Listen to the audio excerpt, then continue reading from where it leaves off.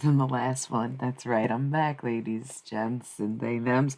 I probably and assumingly couldn't be stopped by fucking anything, as it turns out. Come on, I kid. I humbly accept my position as your least favorite person. Okay. So, here's to hoping tonight is better than the last stream. Am I right? Yeah. I'm feeling great. Had a great day. Um, got a lot to do. So if this ain't working anymore, of course I will drop it like a fucking hotcake.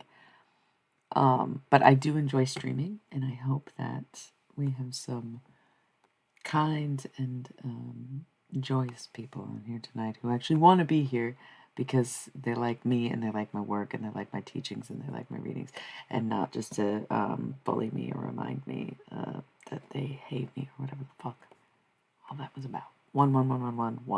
Why do I feel like you probably had something to do with it and I feel dumb? Either way, let's roll the ads. I'll be back in 3 minutes.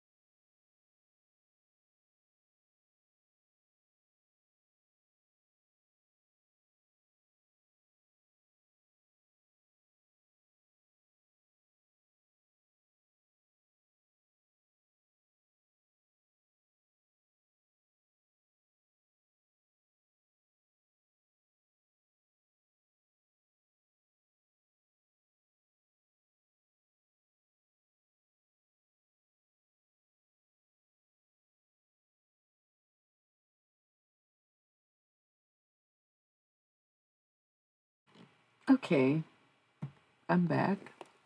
Looks like it's just me and you, buddy. Here's the thing. I was feeling just fine and up and ready to do this here stream 444.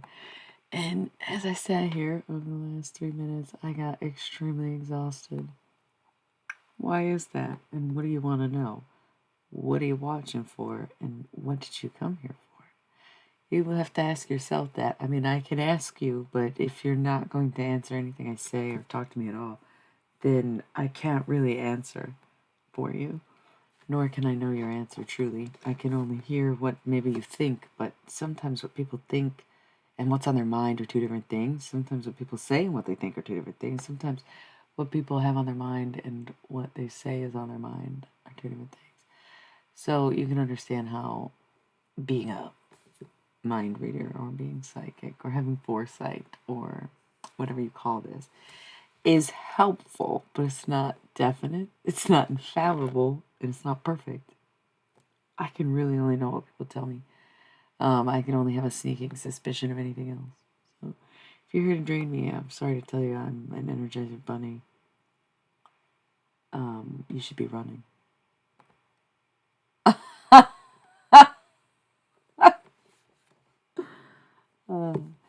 Yeah. So things have been looking a bit funny lately. Yes, I admit that it seems chaotic. It seems chaotic on the outside, and I have to accept that. I have to accept that bearing these gifts and bearing my soul, and even bearing more, is going to sort of draw people to bear their whole selves to me as well. And it's almost as if people come to me when they're needy, when they're tired, when they're hungry, when they need something. Oh, good. Glad. Thank you. It's good to hear from you. I draw in this type of crowd. Neediness. Ah, you were a little late on that, Dom. How did you both message at the same time? Okay. So, the neediness that I attract because it's who, as a healer, who do you heal? You don't heal healed people. So if you walk this path of the healer, right, what do? You never meet. You only ever meet people who need you. Yeah. Okay.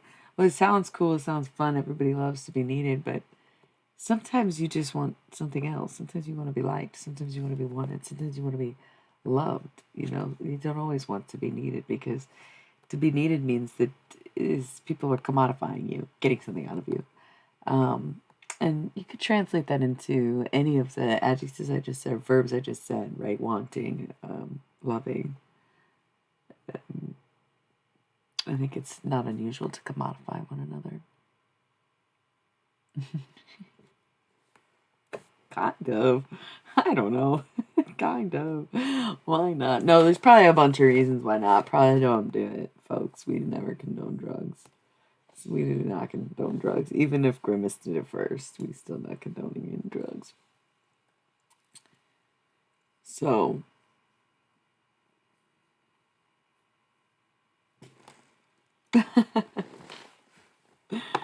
oh gosh. Yes, a tiring kind of day. It's a long day. Every day is really long. Maybe we will get to reading tonight. I don't know. Maybe the funny thing is I always find myself in a sea of thousands of people and completely alone. Because you would think, how, why, what must be a choice. To some degree, sure, but the thing is, when you're in a group or a collective, that's not the time when people want to sit and think about what's wrong or what the healing is. So as a healer, if I go somewhere to a place where people are having fun and thinking of their best selves and their most healed selves, putting their best selves forward, then I inevitably have no one to talk to because I'm but needed. Oh, okay. Yeah, it's not fun all the time. In fact, I think I only have fun alone. It's not entirely true. I have fun doing this, yeah. But that's because I enjoy my work too. And sometimes it's not all about that. Sometimes the conversation's more casual. Sometimes it's less focused. Sometimes it's not about any one thing or at all healing, because I don't always have healing energy, right? Sometimes I come out here a screaming fuckboy. Saw that all week. Okay. So what gives? It's a weird week, weird day. I don't know. Sometimes you have to stop and think, why is life like this? Why am I learning this lesson? What did I miss? What did I deserve this? Gotta check in. I probably check in to those things more than most people. And that's why I am behind, maybe in a 3D sense or the physical world, but where I need to be in other places. So these things can be beautiful if we let them be beautiful, but it's odd that I keep wanting to look over here. Isn't that odd? I don't know if there's somebody you need to talk to or say something to, or if there's like a ghost in the corner of the room, or if it's a channel message. It's almost as if I'm talking to you. I don't know who you is though. You know what I mean? It's weird. I just keep looking this way and wanting to say what I'm saying, but my mic is over here, so I don't even 11. I don't even know if we can hear it. I don't even know if you can hear it when I'm like this. How can you even hear me? And others they can hear me. Hallelujah. Sometimes I'm naked. In fact, I'm surprised I'm naked. Don't you know? Can I tell you that you are the purple in me?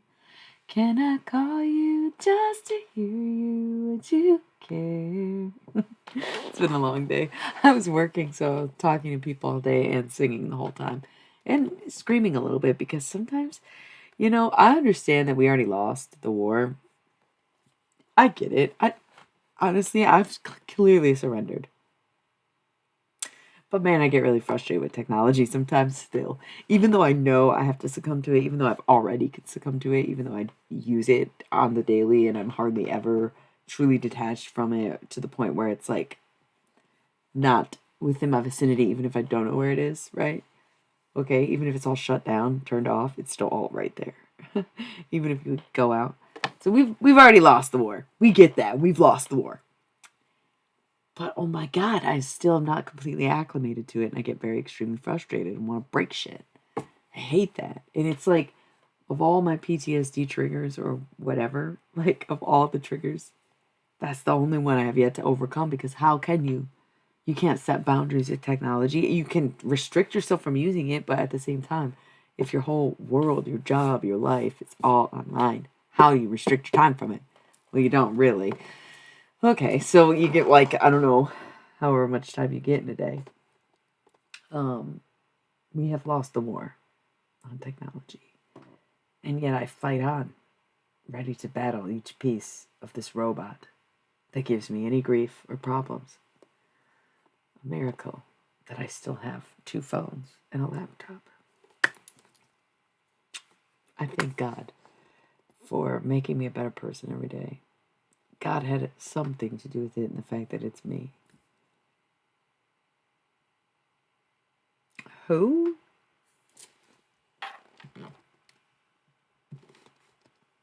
Yeah, I miss it too.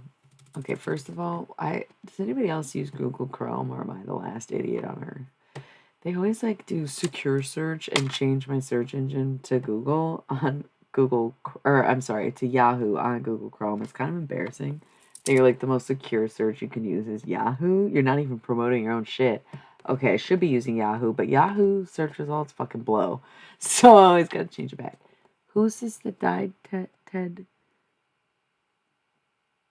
You were joking? He's not dead. Oh, Ted.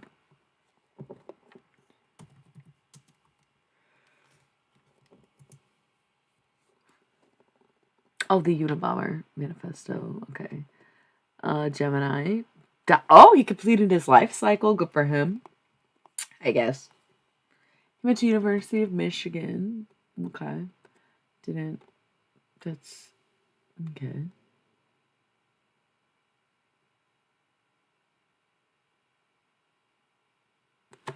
RIP, I guess, to the Unabomber. Yeah, but they say when you're born and die in the same Zodiac season, you've completed your life cycle. So apparently he did, because he was May 22nd, June 10th. He was born and died in Gemini season.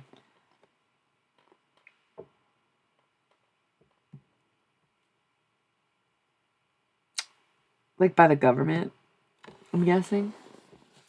Well, I don't know. That doesn't sound right, because the government was testing LSD in like the 50s and early 60s, and that dude was born in 1942. So who was testing it on him, and how old was he? Because I don't think LSD will just fry your brain, but I guess if it's still developing. That's what I'm saying. MK Ultra was like, he would have been like 15. Like, what? I don't know that that's even when. I mean, maybe I'm exaggerating. Maybe he was more like 20. But he would have been really young for that. Like, what? Oh, yeah, it's MK Ultra Ted Kaczynski. He must have been so fucking young.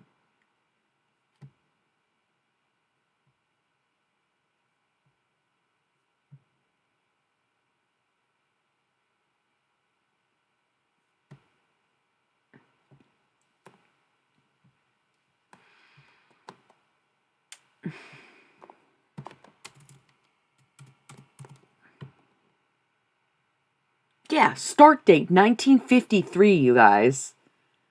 I know what the fuck I'm talking about. So he was a literal child, is what you're saying? Dude, he was 10 years old. He was 11 years old in 1953. He was born in 1942, you guys. What the fuck? Sorry, I wasn't reading the comments.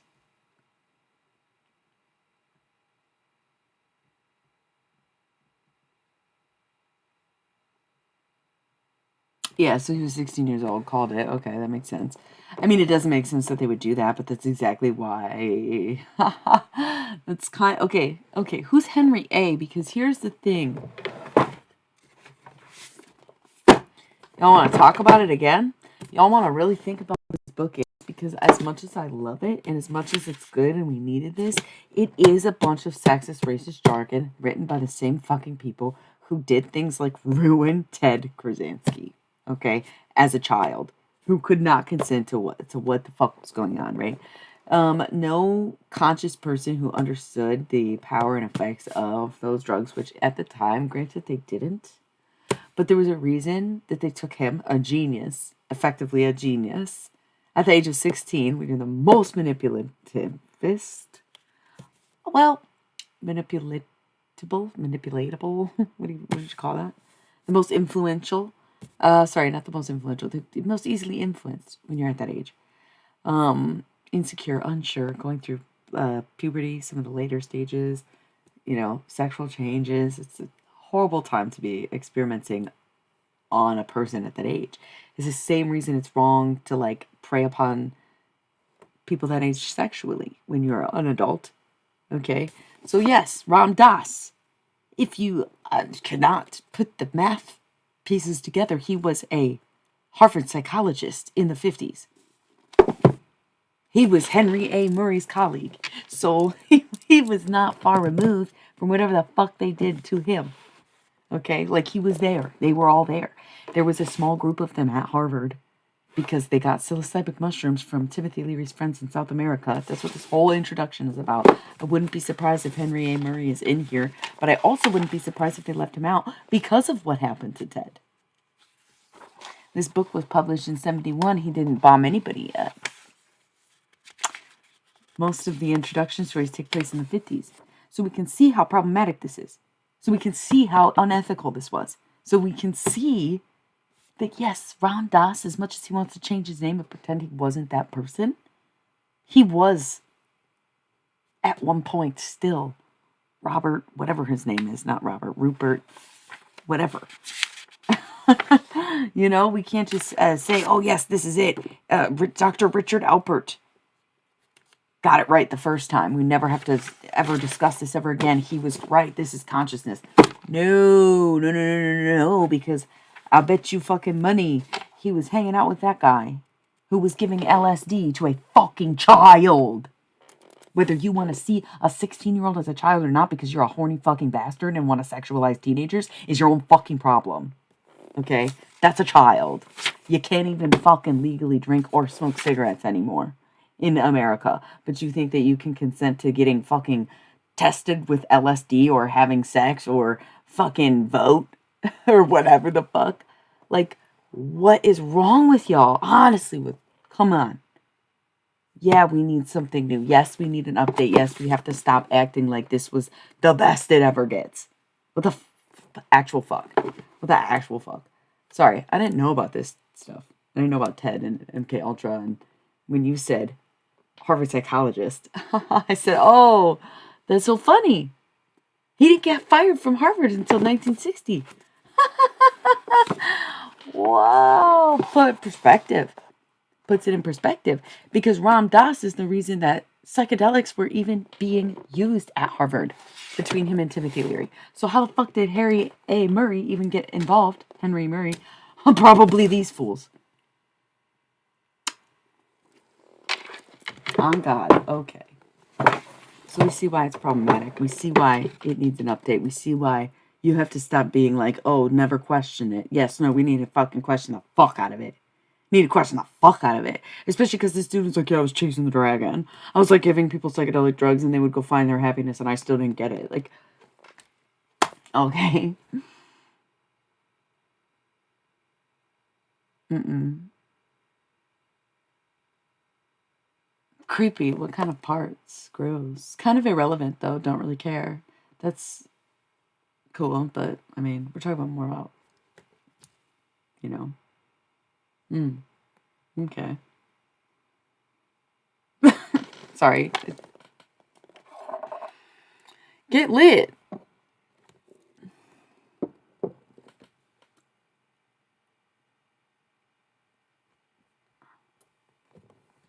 But then everybody wants to act like Ram Dass is some good guy who had his hands clean when he was fucking there the whole time. He was there the whole time. He even said in the intro of the book, if you were like listening along to when we were reading it out loud, he says, Ram Dass says in this book, how they were being ostracized at Harvard because at first everyone was like, oh, cool, new psychedelic tools for psychology, new open charted territory, but they weren't getting the data they needed to prove that it was actually worth doing. They weren't getting any of the data. So eventually this small group of like 6 psychologist professors at Harvard that were doing this were being ostracized by everyone else on the staff until eventually they got fired, including Ram Dass. But at the time he wasn't going by Ram Dass because he hadn't been to India yet. I mean, it's crazy. Just hearing about this is blowing my mind because it's like, wow, that makes sense. That's what's so insidious about this book. None of their experiments were ethical when they stopped experimenting on themselves. They weren't willing to do that to each other, but they were willing to do it to unsuspecting and underage victims who had probably no autonomy and no protection. Because think about that. If he skipped 2 grades, he was 16 and he was at Harvard, it's not like he was being protected by his parents or legal guardians. Because what choice did they have? He wasn't in front of them. And at the time in the 50s, they didn't have, I mean, come on. They didn't have cell phones. You couldn't just like call home anytime you wanted. So he was like completely lost all autonomy by going to this college, okay? And then they experimented on him in a way that he wouldn't be able to describe, explain, or actually tell anyone about because nobody fucking knew what LSD was until the 60s when it came out to the public because the government was like, I don't think we need this. We can give it to the hippies though.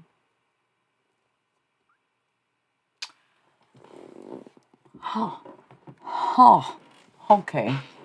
But yeah, keep not listening to me. Nobody gives a fuck. Go lose your voice. Go fucking get lost in the woods. I don't fucking care who doesn't want to hear it anymore. I keep talking. Some people keep listening, and we go do our thing. That's it. That's on everything. You want to keep missing out? You want to keep pretending like I didn't say it first, or I didn't tell you that, or I didn't see it coming, or I didn't call it out, or I didn't fucking guess, or I didn't have it right? Yes. Okay. Go ahead and do that. Go ahead and do that. I'm over it. Okay, I'm over it. Got big attitude? Why? Because I've always had nothing but gratitude. That's why. I think he's a pretty chill ghost. I think he's almost processing like how bad it really was. for himself. Part of me feels like I was channeling him a little bit, right? Like I was a little too passionate about that and felt like I knew too much about it. Because I've been channeling Ram Dass, and he even admits that there are kind of certain things like the missing feminine perspective from the book that would affect these things, right? And so feeling so passionately about the Ted scenario, it does feel a little bit like maybe he's processing that, really, processing that. Because that's crazy. Don't worry. What you fail to learn in life, death will certainly teach you.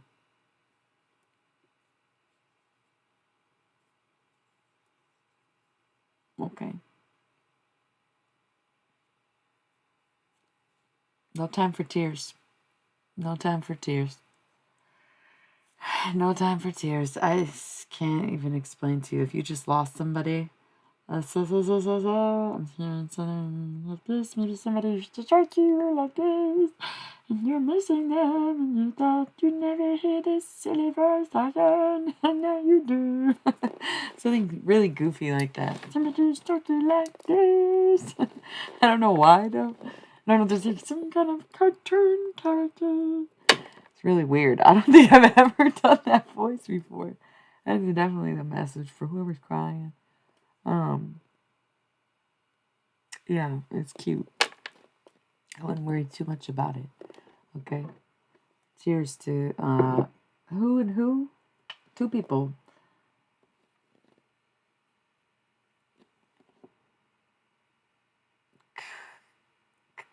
Something with a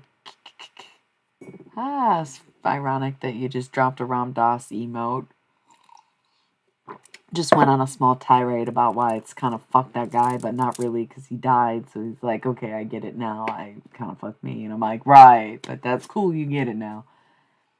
What you fail to learn in life, death will certainly teach you. Cheers, everybody. I have this bowl. I packed this bowl before I started the stream. I haven't ripped it yet. So. This is me when I'm like generally pretty sober and not on my period. It's pretty intense, and that's kind of why I'm like, I might as well just stay medicated and be a little more one note, because I'm still a full range opera, you know. Might as well be chill about it. It's kind of how I see it. So, cheers to anybody who might be ripping their whatnots out there.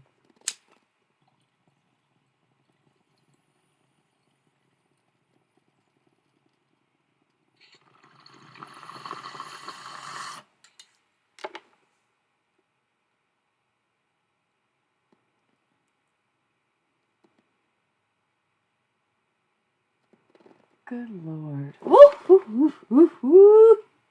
We're gonna get into some shit tonight. I'm glad the weirdos are leaving. I'm glad the weirdos are leaving. They feel outnumbered. It's like good people here, and all the weirdos are leaving. I kind of wanna. I don't know. There's always a small desire. I've been listening to tarot readings lately, and they're mostly confirming what I was already feeling. But after this bit of hiatus, I'm kind of tempted to actually do some tarot tonight. Mostly because I don't feel like reading that fucking book anymore. Not anymore. It's just the last part's real dense. It just feels like we've got too much to talk about almost. But I do want to read also. So I don't know. What are y'all feeling? I don't know. Something about tonight is making me kind of want to do a tarot reading. But I don't even know what deck. I feel like mystery deck probably. And it's funny because not long ago people were just asking about the twin flame readings and I never did one or never really went into it. Sentinel, you're back again. You have followed me before. And now you follow me again. We have 23 messages exchanged already. I wonder what happened. Did you get mad at me and you forgot about it? Yeah. Oh, good. Well, welcome back. Cheers.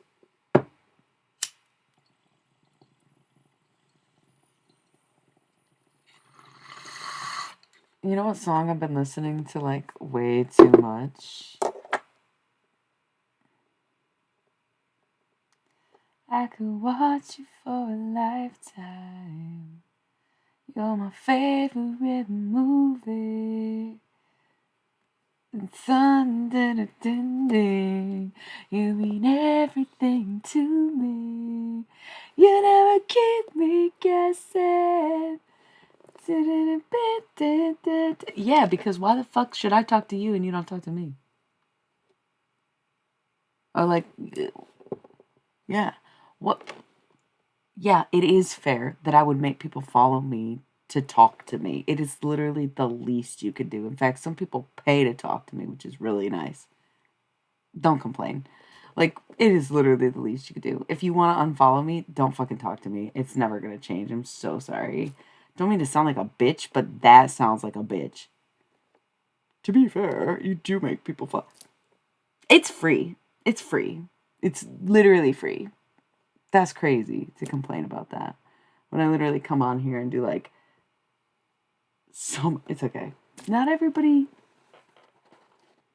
What does that have to do with this? Isn't a right? Okay, bye.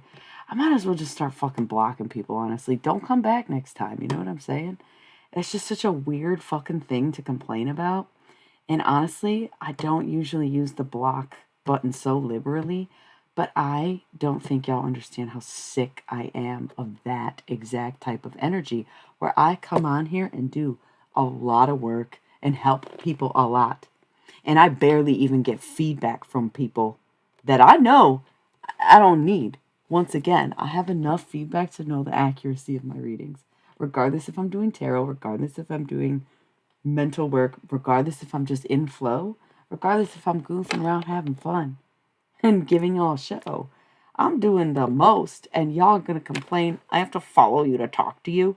Yeah, you're lucky if I even talk to you, bro. What the fuck? I ain't even trying to sound like a bitch, but guess what? I am one.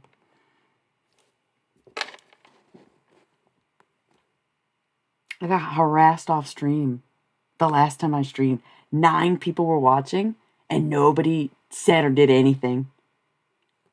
Like, literally just let me get fucking sexually harassed off stream. That was crazy. That's crazy. And so, don't have the audacity to complain about me and my rules on my fucking stream.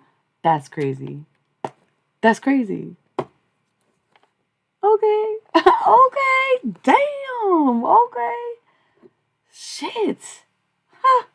Cheers, though. Let me just keep smoking.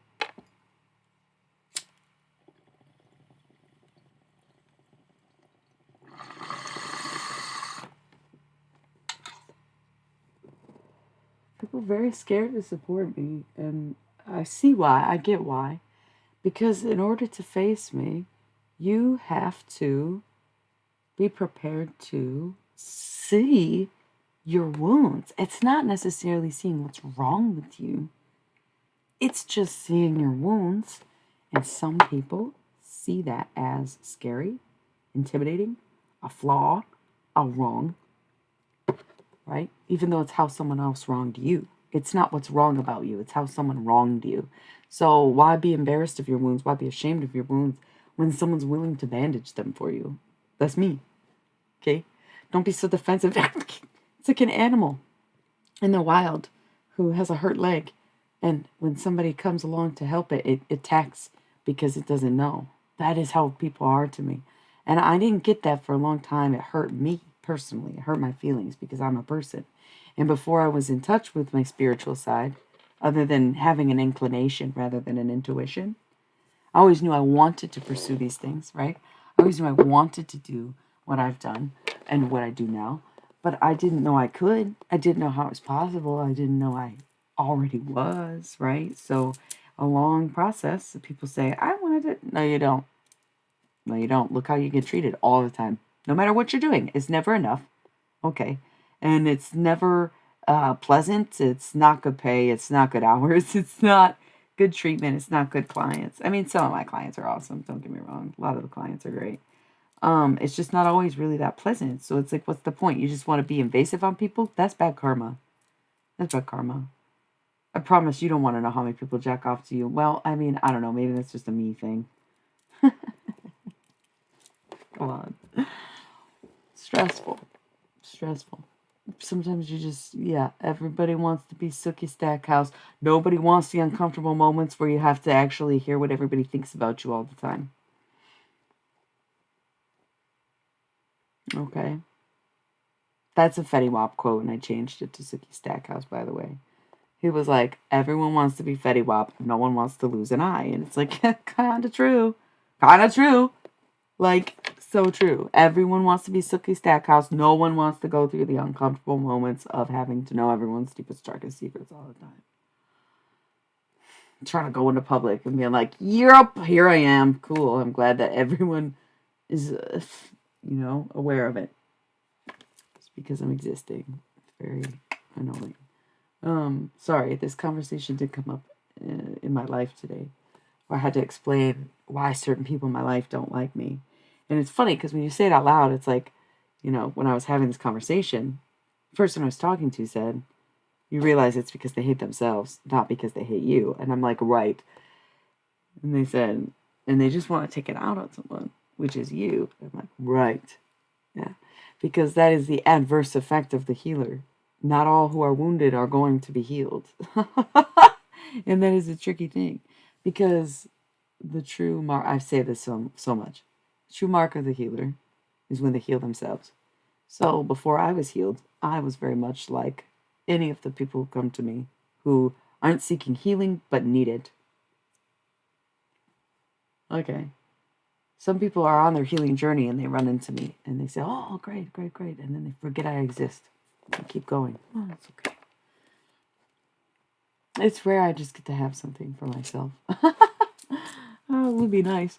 But you have to get used to that because people either can't look at themselves wounded that long or can't imagine themselves healed that soon. And you just end up missing every single window, door, and opportunity, really. Ooh, Jean, I like this energy. So you followed me a while ago, but you never said a thing. I like what you just said, though. Jean, I like you. Mwah. No, I'm not doing tarot right now. Riots some midnight? So what's your name about? You also, oh no, your account was made. Okay, following, just new follow. Very cool. We're just kind of chit-chatting. Oh, you just followed too. Sorry, guys. I don't know what I'm looking at right now. Thanks for the follows. I don't know what I'm saying. I don't know yet. I kind of have retired them from the stream. You can always get a personal reading and way more than just personal readings on my website if you ever want one. I sometimes, even when I'm not doing tarot, will do kind of like psychic messages. I always like to remind people that if there's something they really need to know, never ask me. Just come on here thinking about it, and usually I'll pick up on that. You got something interesting, Riots. Hold on.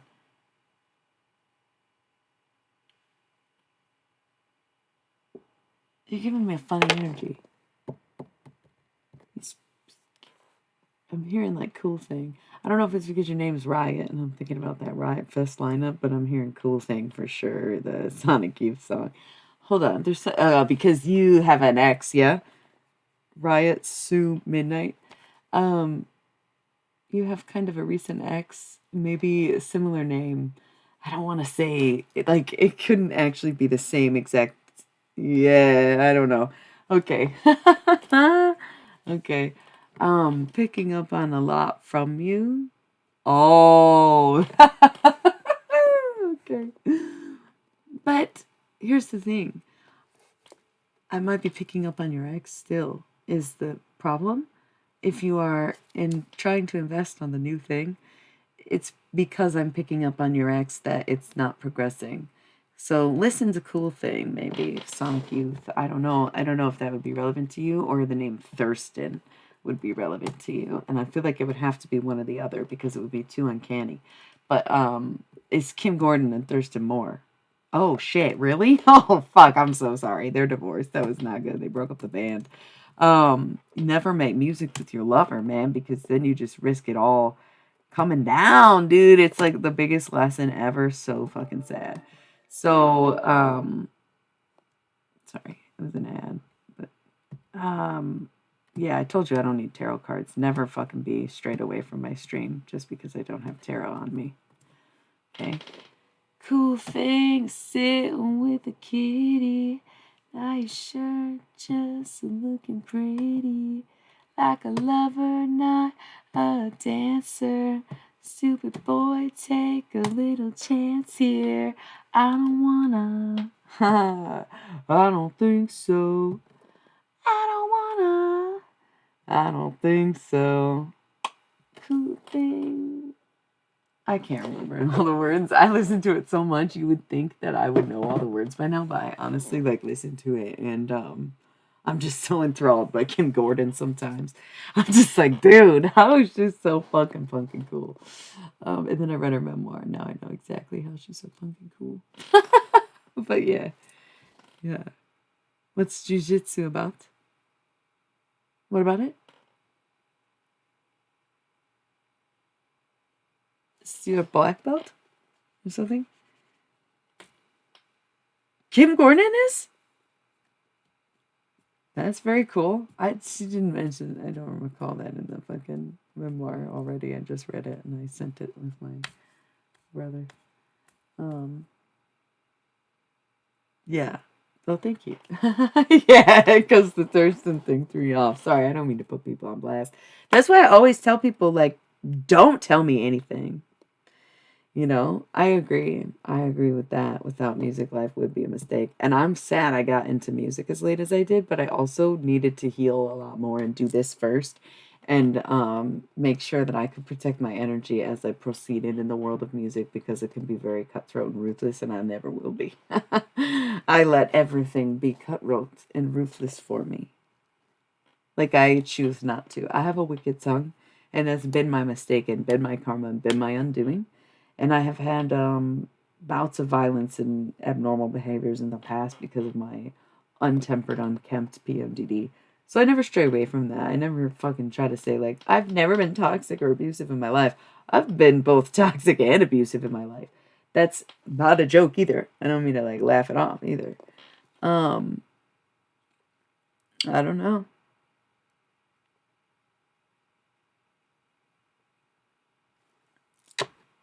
Oh my god, are you the same account as the other people who's just been fucking, I don't even know. I've just been just so much. Why you focus on the Kundalini? Somebody said that to me the other day and then they ended up being weird. Or maybe they weren't. I can't even keep track anymore. It's been a lot of weirdness the past week. It's a lot of weirdness in general this past week for everybody. Who? Okay. Hold on. Um, are you a Leo? Is somebody a Leo? I don't know if it's the red or if it's because Thurston Moore is a Leo. Um, Heavy. It could be something Leo season too because it's like not next. Fire. That makes sense. I was meaning the other one. Also, by the way, if you are new here, you can always drop your like your preferred name instead of me just picking parts of your screen name or giving you a random nickname, which is what I would do if you don't tell me what to call you. Your sun sign, just because we are all always interested in knowing, and your preferred pronouns, because I usually guess wrong. I'm usually always wrong. So.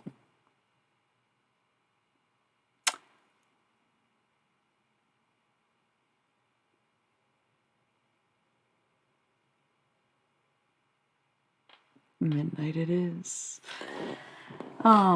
Yes, we're midnight people around here. It's always the midnight morning when I stream. I don't schedule times or days really because I just kind of like, I do my own thing. I run my own business and freelance and everything. So it's just like certain days I'm here and certain days I'm not.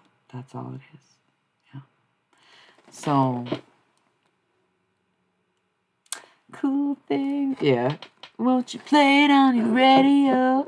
Cool thing, let me be your baby, oh.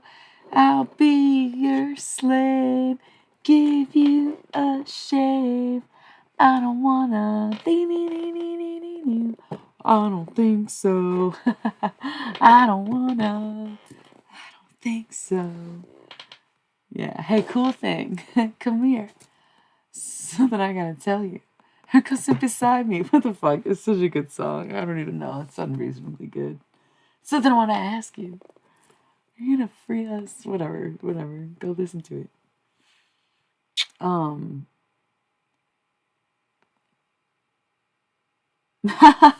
Kind of, but not really. I think generally it's not.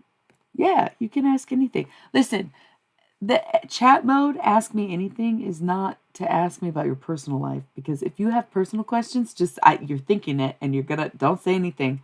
I'll tell you right now, cat like, you like cake. Um, you met the girl of your dreams because she is the exact description in the cake song. Short skirt, long jacket, down to her name, whatever it is. Okay, you're freaking out. Um, your ex hangs around you though. Because you're like, oh man, slow down, breathe a little. I feel your ears pull back. That's usually when I know I'm on to something. When I have a thought, I'll get a download or get a thought or a message, right? And so I'll feel it in my head first, and it's like a sound. And I'm like, all right, when I think of whatever this is supposed to be or who is sending it, right?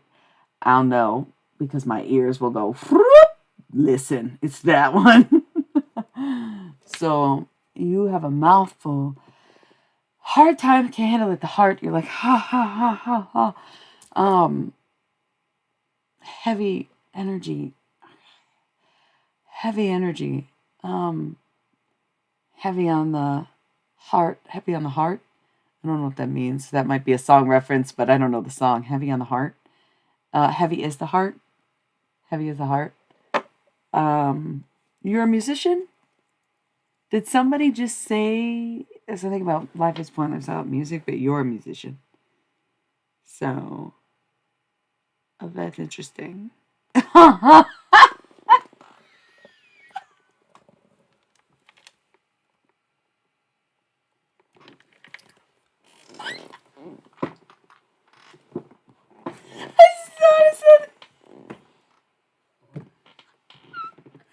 I just noticed this.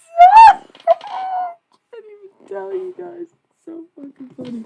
Okay, so imagine this. Imagine this.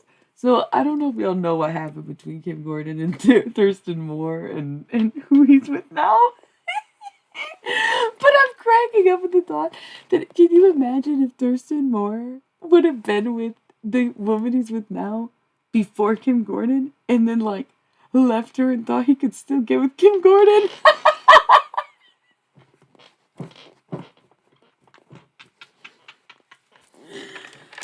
Holy shit.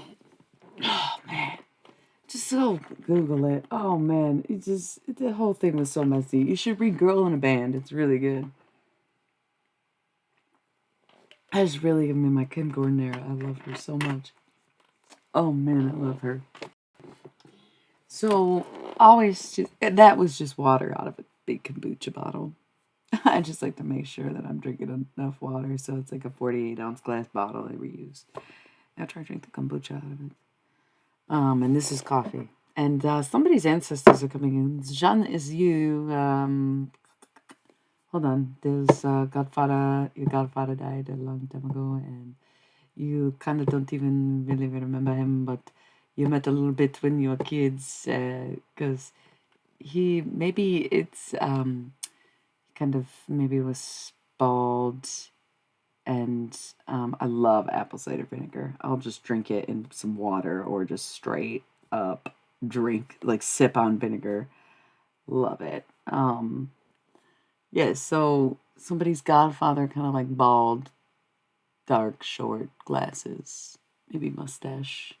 He was old when he became your godfather, which is why you only met him a few times when you were young, and then he like passed away before you got any older. But that just came through really strongly for somebody. It's something mesmerizing. It's not messy, mesmerizing.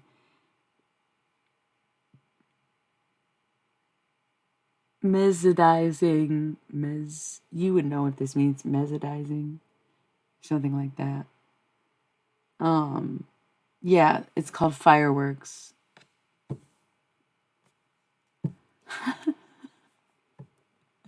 That's on America. Fuck yeah. Okay, but 4th of July, bitch. What? Cool. So was that not your godfather then? Somebody was listening. It's probably a language I can't speak. Jeji and Mizadizi, or I don't know what I'm saying. I think you got the message for whoever that was for. Uh-uh. There is more. Book your own reading. Listen, if that was for a lurker and not for a chatter, you can book a reading with the Halloween Oracle. Is how you get channel messages of your. Maybe. I don't know what that means. I don't speak any real other languages. I just know a few words. You said ciao is hello, of bye. No, hello. Bye of hello. Key. I don't know. Thank you. You're just saying random French words.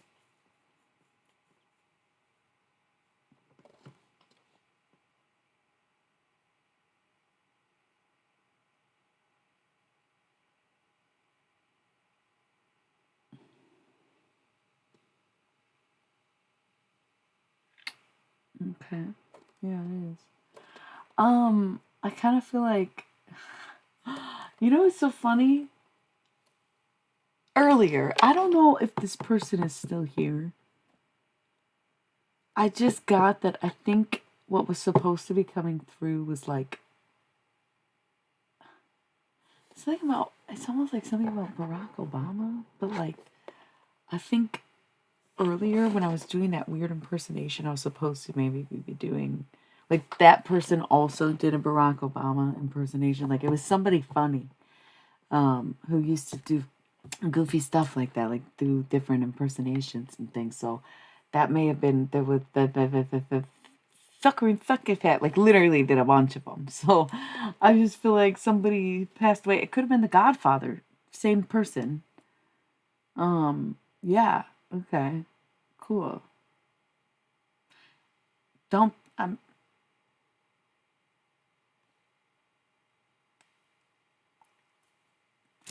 anyway. That's all. Okay, that wasn't really the point. You're kind of getting annoying. I'm not even gonna lie to you. I know that there's no one else really chatting. I could care less. You know, not, not in the how do I say mood. People who just keep missing the point. Sorry. Um, absolutely.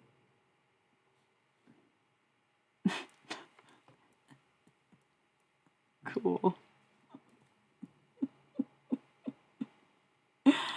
Oh, okay. So anyway, we've got like 10 minutes until we have to roll the ads. So let's just try to I think I will just do some tarot honestly so I can stop talking to people. That sounds bad. That sounds mean. I think it's just like at the end of a long week, especially in terms of the stream more than anything, like I am on a high defensive mode after the last stream. Who wouldn't be? Not necessarily being triggered by the situation, but fuck it. I'll be on defense. That's gotta be fine. And I've got the toughest skin you can have, I guess. It's far from being a challenge. I'd rather just have a peaceful, quiet stream and not have anyone accosting me or distracting from the purpose. Ultimately, I may not be doing actual tarot, but the reason we're on the tarot category is because it's tarot and tarot like conversation. And also, go brush your teeth. Your breath stink from here. Talking too much shit, dear. Eat some fennel seeds, okay? We're just gonna take the ad break early. BRB.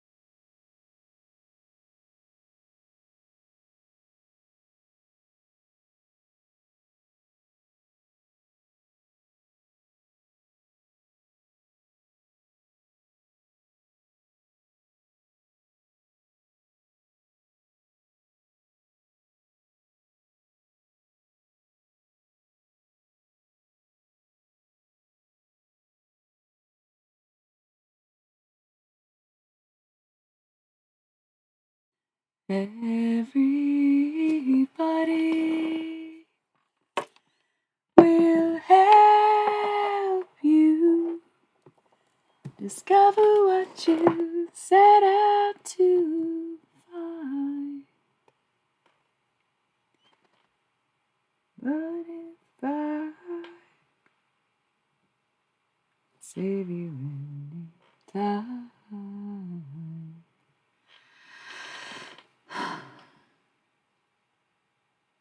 Yeah, I don't play music. I don't know what a lot of that means. Come on, give it to me. I'll keep it with my. Everybody is different, you know. And I can always embrace that. I think I've had no choice but to recognize that as someone who is very, very, very, very different. It was even, you know, this is what's cute to me, okay? Because I get that people are like, oh, well, you dress this way and you act this way, so of course, you are this way. But here's the cool thing, the funny thing. I, for like 8 years of my life, I had to wear the same outfit every single day. I had to have my hair a certain way. I had to act a certain way. I had to speak a certain way. I was completely indoctrinated into parochial schools, right? Like I had to be just like everyone else. I had to conform to this normity. They give us no room to deviate off of it. And despite that, I somehow still developed a personality, a sense of style, and an amazing gift for gab and writing in general, or whatever the fuck, like all of the things. Yes, the spiritual gifts as well, but it's just like it's wild to think that even in the same, I still was weird running into a childhood friend who maybe wasn't really a friend. I don't even know. For them to say that to me, and they're like, "Oh, I knew back then you were weird." It's like, how? I didn't even realize that you could tell back then. So yes, of course I'm just weird. Of course I'm very different. But I think that is what gives me the ability to embrace everybody's unique qualities, good or bad. Because the thing is, we need to tell the story of good and evil. We need to have a balance of yin and yang. Therefore, you have to have people who are your opposite, and sometimes your opposite becomes your enemy just because of the sake of friends and enemies, foes and lovers, you know?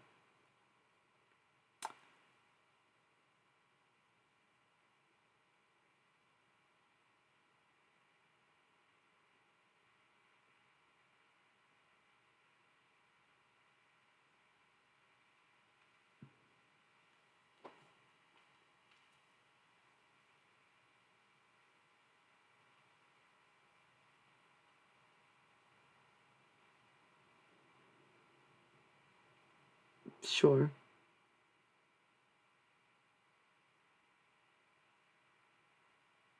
Yeah, I talk to dead people, bro. I've told my top 3 ghost stories on here. Told kind of narrow it down for yourself if you actually want to hear one. You got a weird energy. I ain't even gonna lie. I don't know if it's because I don't know anything about you, or because you seem to other people. Well, here's the thing. Here's the thing. If people lurking feel very interested in what I'm saying, then they can speak up and keep it on track, but they don't. And so for you to disrupt the flow of conversation that someone is listening to silently doesn't really bother me. But you keep doing these jerk reactions. But that's the last guy's mistake, but he was rude about it.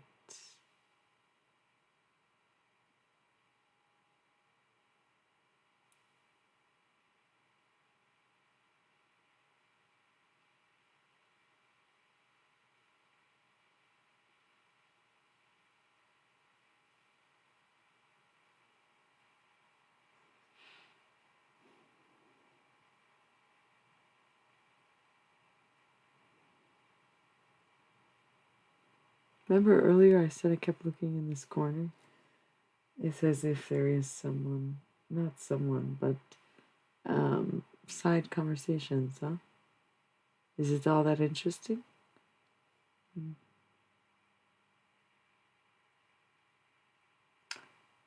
It's funny. It's funny because it's the chair is this way, but I don't always sit like that.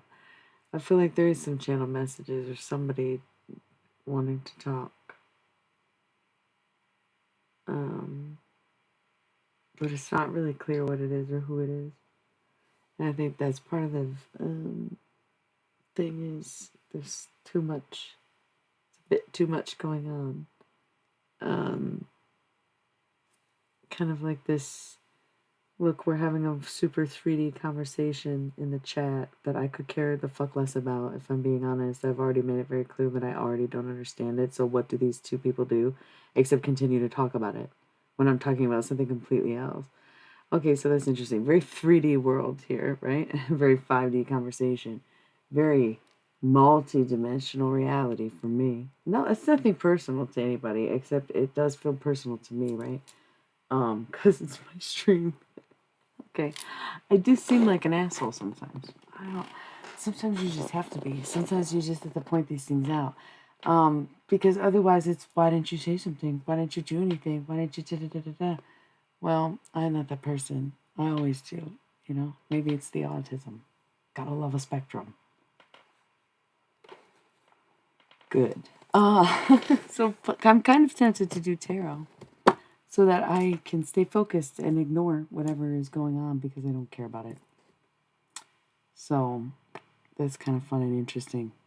Once again, I feel defensive and on the offense like this because of the way the last stream went, where I had, once again, reiterating, 9 people watching me get spoken to in a sexually harassing, bullied manner. And it's like, cool. Is it because I'm stand my ground type, have boundaries for myself in my stream? Or is it just my general personality? Or is it personal enemies? Because after going over the list with a friend, there's got to be at least 10 usual suspects of people in my actual life that would have the audacity or excuse to do something like that. But then to think maybe it's just random trolls on the internet, and then to think that it could be neither, who knows, you know? That's pretty mind blowing, so forgive me if I don't feel like pretending like I give a flying fuck what anybody's up to sometimes. I think if you want to listen to me talk, listen to me talk. If you want to talk, go message each other and kiss about it or whatever, right? God damn. A fierce woman. A fierce woman. Buddy, I'm better than a woman.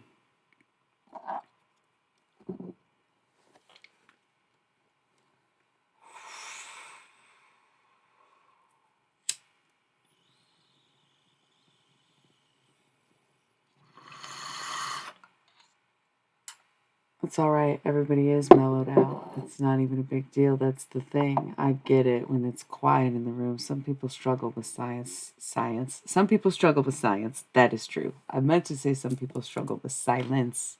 So they fill the space. So I say it's a lot of 3D activity, but it's hard for people to really focus.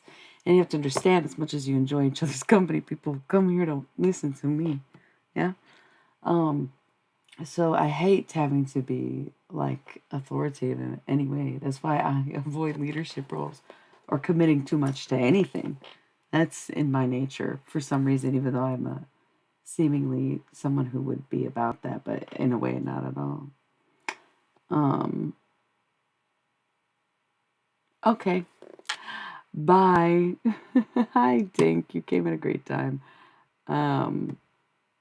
You're literally, I don't care anymore. I'm so sorry. I'm using this shit liberally. If you literally can't listen to what I'm saying or respect my boundaries once more, you're out. I do not care how nice a person is. I literally can't do it anymore. I can't. I just can't give people the chance. It's like you're gonna show me who you are or you're not. You know? I literally specifically just said that I had no interest in this conversation continuing on my stream, and what did they do but continue it for no fucking reason? Okay. Cool. Come say that to me then. Huh.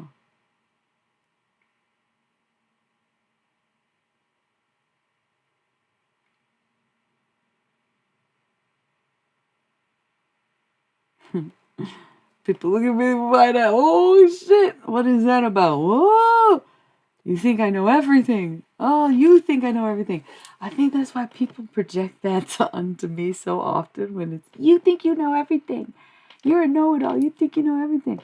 Listen, I hear stuff, so I say stuff. Freaks people out, and their first reaction is, "Oh, yeah, you think you know me? You don't know me." Because it's like, yeah, dude, you're right. I don't. I don't actually. You didn't tell me any of that stuff. I didn't ask. You're right. I don't know where I got that information from. I'm so sorry. And then they're like, "Damn, she was right though. Damn, she did have that right though. Damn, she right."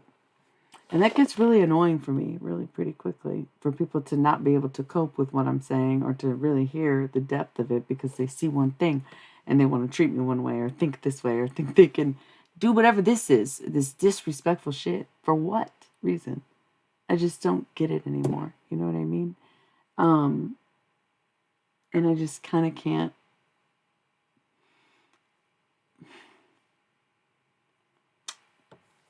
What are you going to do? C'est la vie, dude.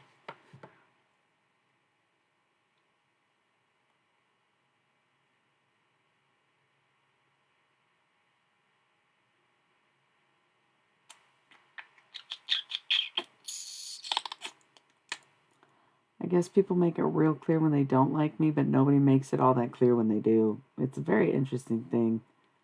Yeah. Oh, Cass, it's been a lot. Like, I, the last stream was almost worse than this one. That's why I have so much attitude right now. I'm not really sure. I'm not really sure what the energy's about anymore. And I haven't been doing tarot because I've been minding my own fucking business and trying to not tell people what to do because people want to bitch at me so goddamn much for thinking I know everything. Okay, well, God gave me this gift to help people with it. I was born a healer and I'll die a healer, and in between, I'll heal as many people as I possibly can. And part of that is just existing for me, which tends to piss people off because some people are hurting so badly that they want to see the world hurt. Okay, that's never going to be me. It never was me. Never get that twisted. I was miserable, but I never wished misery upon anyone. I only wished understanding. It's okay. What you do not learn in life, you certainly will learn in death. 1 So they're all gonna make their own choices. I don't know what the fuck's going on. Okay, I don't know what this. I can only protect myself. Whatever, you know.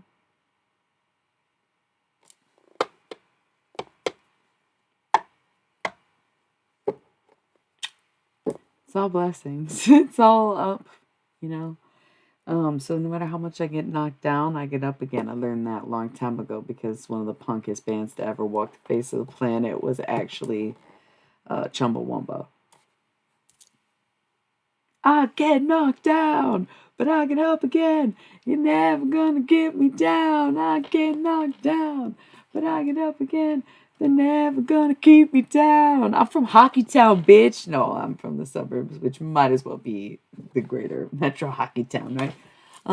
Pissing the night away. Hell yeah. Drink a vodka drink, drink a whiskey drink. We don't drink whiskey. Drink a gin drink, maybe, but just stick to vodka drinks. And the songs that remind you of the good times are the same songs that remind you of the bad times. Okay. Tiny boy, tiny boy, tiny boy.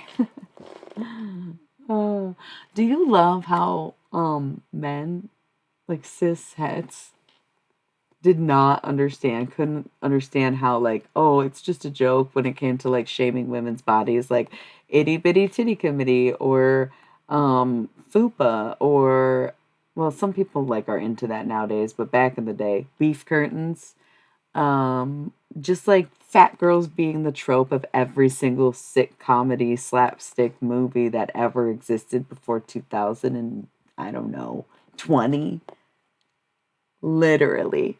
Why is it that it wasn't until we started, true, truly true, but why is it that now that we started saying big dick energy and small dick energy, they say, excuse me, but isn't that body shaming? Ah, so you do get it. Oh, so you do understand. Ah, so it does hurt your feelings. So you do get it. Yeah, okay. That's cool. That's interesting. That's cool. You get so okay. Good to know. Good to know. So you did understand that concept once it was applied to you, but only when it was applied to you could you understand why that would be an issue. But you have no sense of empathy for anyone else or even anyone like yourself, that you couldn't fathom how it was an issue, not when it was done unto you, but when you had done it unto others. That is an interesting concept, isn't it? Okay. So what is my role in all of this then? To remind them. Okay.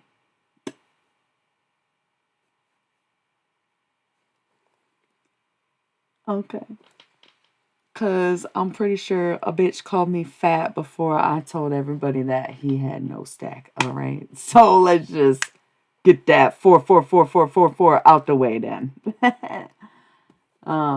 Body shame me, body shame you. For shame me once. Why would you do that? Shame on you then. Piss pat. Okay. Next. That's so fucking funny, isn't it? That's so fucking funny, isn't it? Yeah, it is. It is. It is. It is.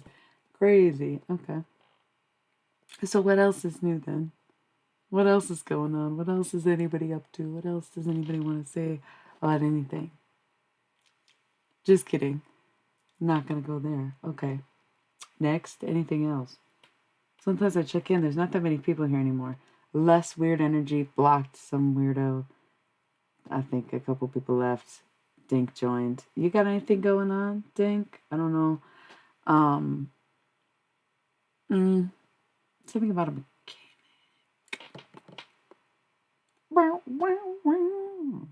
I've been feeling fine. You had a sex dream about somebody you didn't want to have a sex dream about, and now you can't stop thinking about it. Classic Eric Northman moment. Ooh,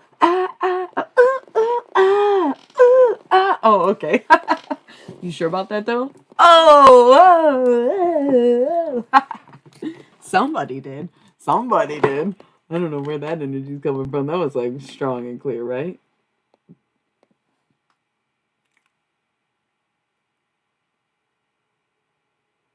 Who would do that? Who would do that? Did you take care of it yet? How? Well, it's easy. How? Don't be silly.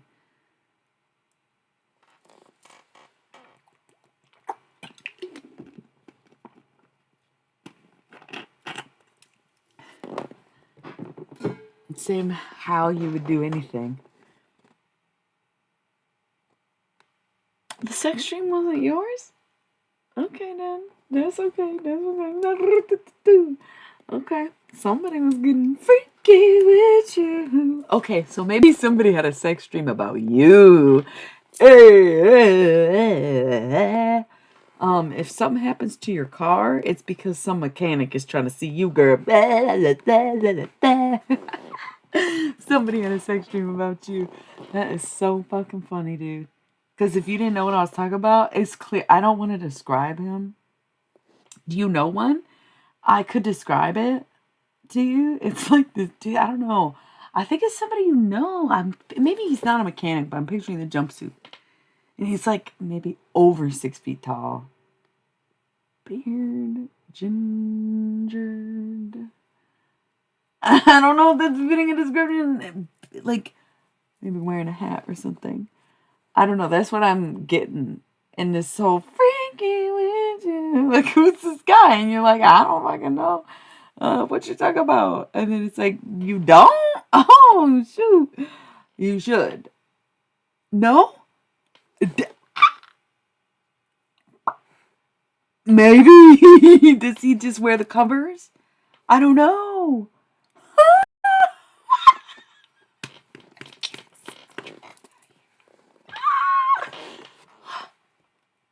Oh, so if some. Oh. Oh no! Oh no! That's why I said if something happens to your car because he wants to see you, maybe it is the bus driver. Oh no! It's a bad thing. Why do you hope not? Is he not cute? He seems to be cute in my vision.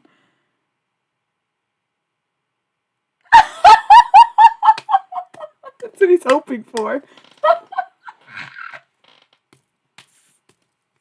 Oh my god, girl! Why not? I don't get it. Why not?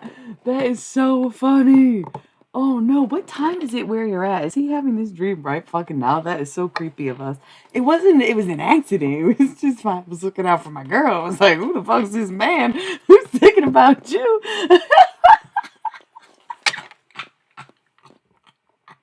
Oh no! Oh no!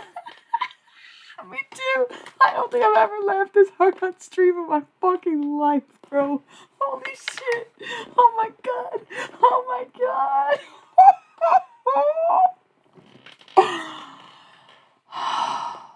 Okay. I think you should go for it.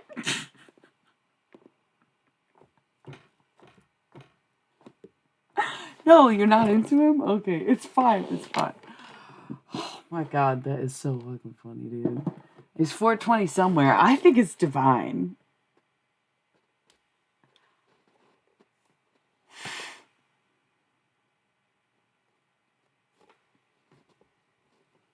It's cute. Isn't that cute? Oh my god. God damn, he's got a crush on you. Oh my god, that is so cute. Oh my god, dude. Oh my god, I'm freaking out. That's so fucking. I can't deal with that. You look got a little crush on him too or not, Pisces? Oh my god, y'all wanna be so elusive so bad and be like, everyone's in love with me. This is like not true, but there might be one or two that's gunning for you. Oh my god.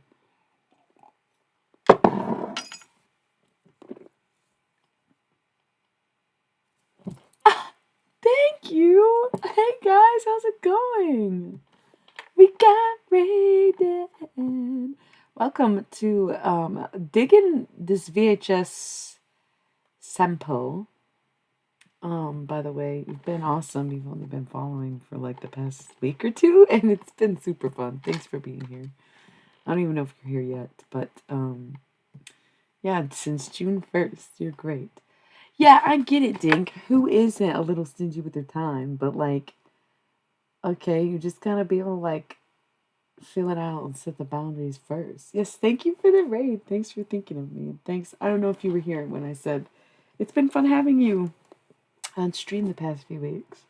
And thank you. I've had to ban so many people in the last 2 streams. Like, I don't even care anymore. It was almost like I didn't even want to stream because it was just like, cool. So, people trolling me? Cool, great. No, I love it. Thank you. And it was just that for like days now. And I'm just like, okie dokie. But, anyways, I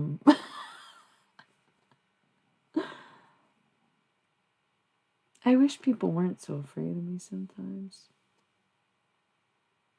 The Suki Stackhouse conundrum for real. I'm both Jason and Suki, so it's even more of a conundrum, you know what I mean?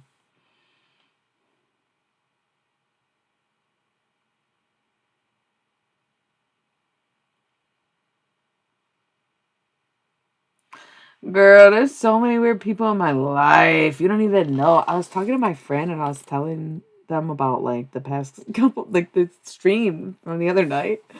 And we went through the list of literal people in my actual life that could have been.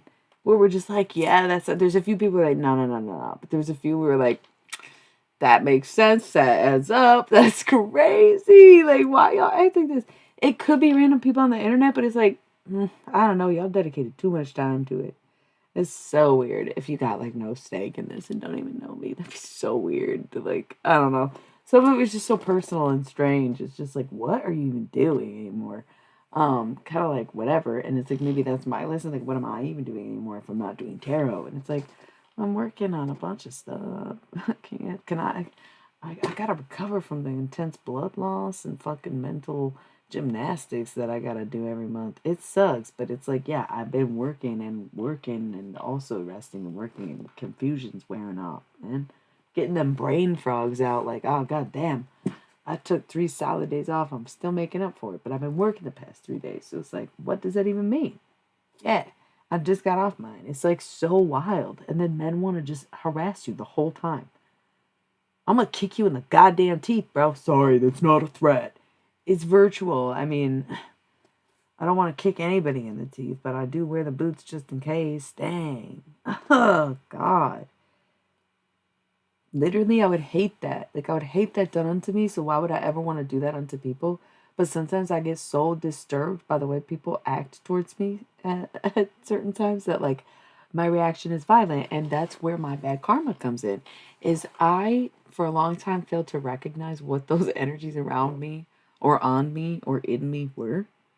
These feelings of jealousy or envy that were experienced from the first person, like me being jealous of people and then people also being envious of me and being such an unequal exchange because it's like I'd just be like, oh man, I'm so jealous, that's so awesome, that's so cool, I'm jealous, I wish I had that, like look what you're doing. And in exchange it was, well, silently envying everything I am, even though I didn't have anything to be envied, and that really kind of, it still throws me because it's, again, it's just like something you don't even realize at first or until it's too late. Hindsight's 2020, okay? Not everybody has, very few people, it seems. I met like 2 people with 2020 vision in my life, right? Okay. So it's just so crazy. It's so crazy to think that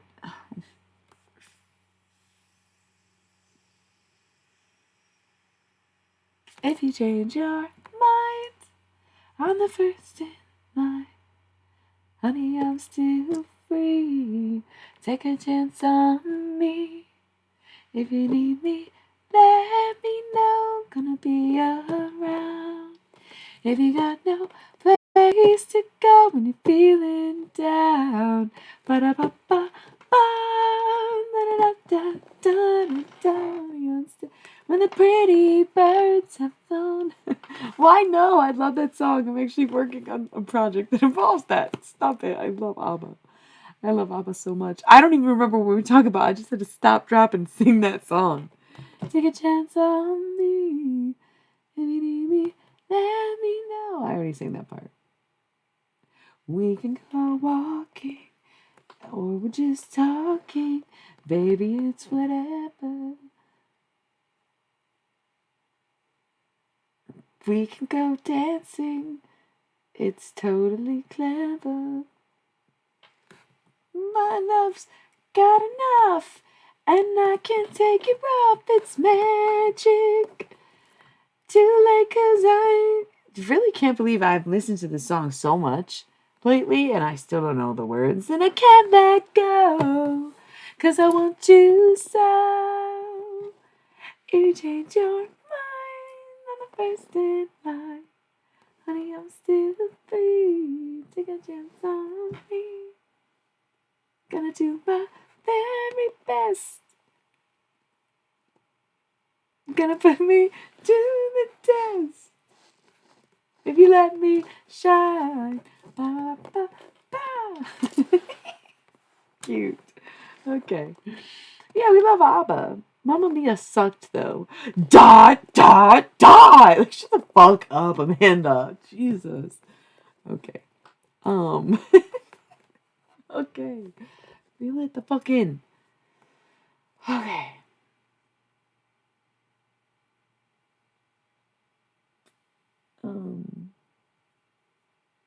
But there was something very beautiful going on, and then we disrupted it because some people just can't.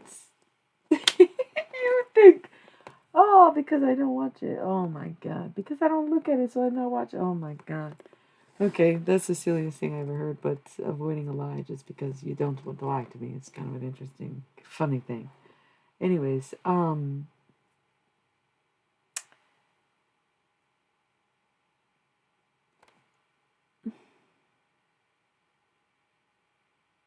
sensing like some crying, maybe. There was some crying feelings earlier and the other night, even though things got weird after. Um, yeah, I'm sensing like some kind of like tears or crying or something. I feel okay. There was times throughout my day I wanted to cry, mostly because of the computer stuff. I'm like, dude, technology really fucking grinds my gears. If anything grinded my gears, it'd definitely be that fucking tech. You know what I'm saying? Gosh. Okay.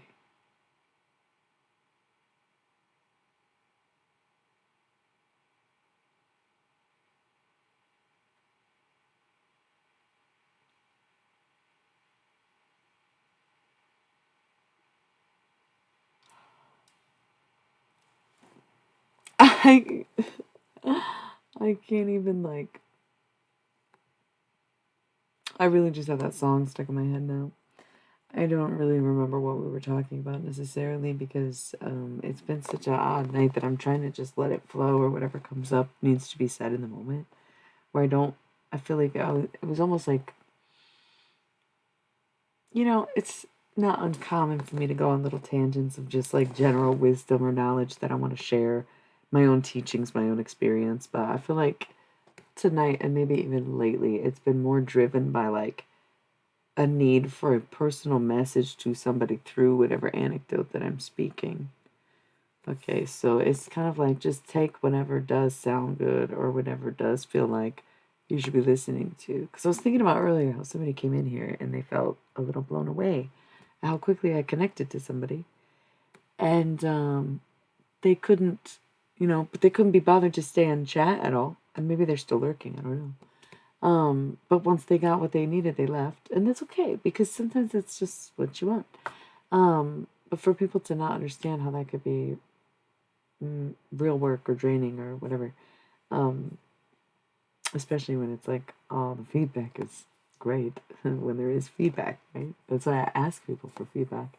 That's why I don't like lurkers as much. That's why you do have to fucking follow me to chat. What the fuck? Who complains about that? What an odd thing to complain about. You don't have to sub to chat. You have to follow to chat. You should be follow. Like I should know who the fuck is about to chat me. It's so crazy. People's so weird. It's fine. Everybody drink some water. God damn. Just everybody drink some fucking water, bro. Fuck, dude.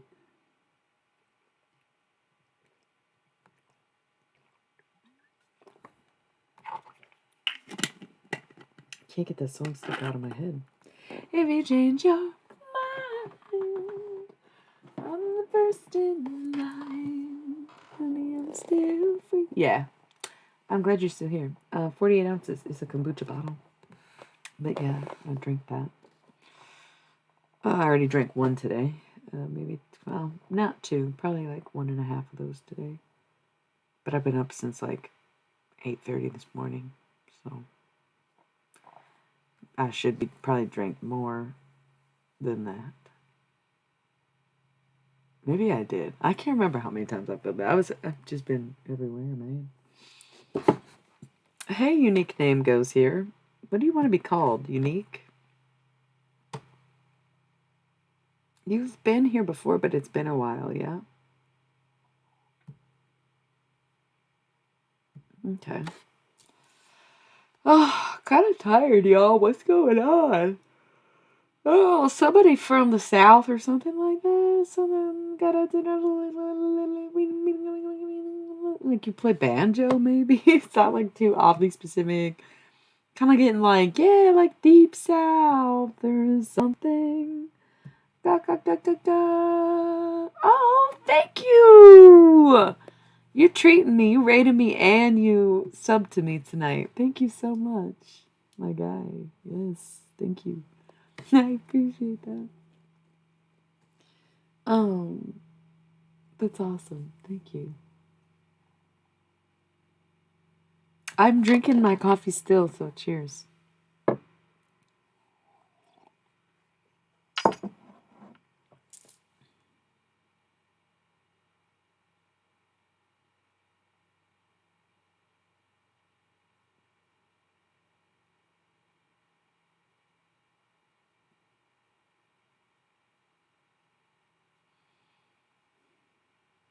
You know, I could choose to talk about things that happen in my life, but I so rarely ever do. You know what I mean? No. Should I? I'm kind of over it right now. I'm over everything. I'm kind of feeling 3 at 3 I think. Yeah, almost 2 3 4. Um, baby, I'm over everything. I do got good people in here now. It's a relief. I think that's why I'm taking a moment and like letting it sink in where I literally feel comfortable again. Like, y'all don't understand. I was literally contemplating, like, maybe it's not worth it to stream. But it's like, no, I have almost 30 subs on here and I haven't even been affiliated for a year. I'm really proud of myself and my progress. I'm at almost 400 fucking followers. By the end of the night, well, I had to ban a lot of the new followers I got, but um, um, it's I'm very close, not close to anything. It's just that I'm doing this and I'm doing it quite successfully, and it takes some people a lot longer to get to this point. And I will never stop being grateful, no matter what people put me through, um, as I get it and as I have it, and all the good people do make it worth it, whether it seems like that in a moment or not. It's true. So that I am grateful for, and it's cool. So yeah, yeah, and I appreciate it, because I do enjoy doing this. It's just like sometimes it's like, God damn, y'all are fucking annoying as fuck, ungrateful, blah blah blah, and it's like maybe that's me too. Maybe I've been there. Maybe that's not. Maybe I'm not always a holy man. Well, obviously, yeah, because sometimes I get periods. Bitch, don't talk to me. And ovulation's almost no fucking better, dude.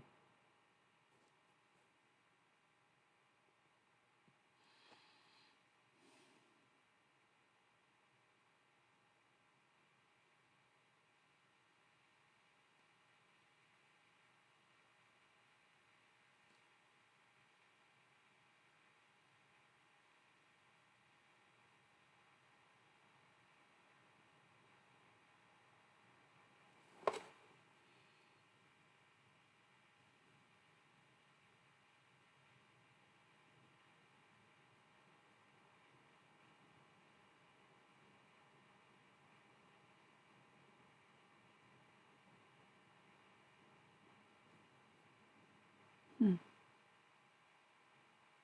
It's all quiet on the stream right now, huh?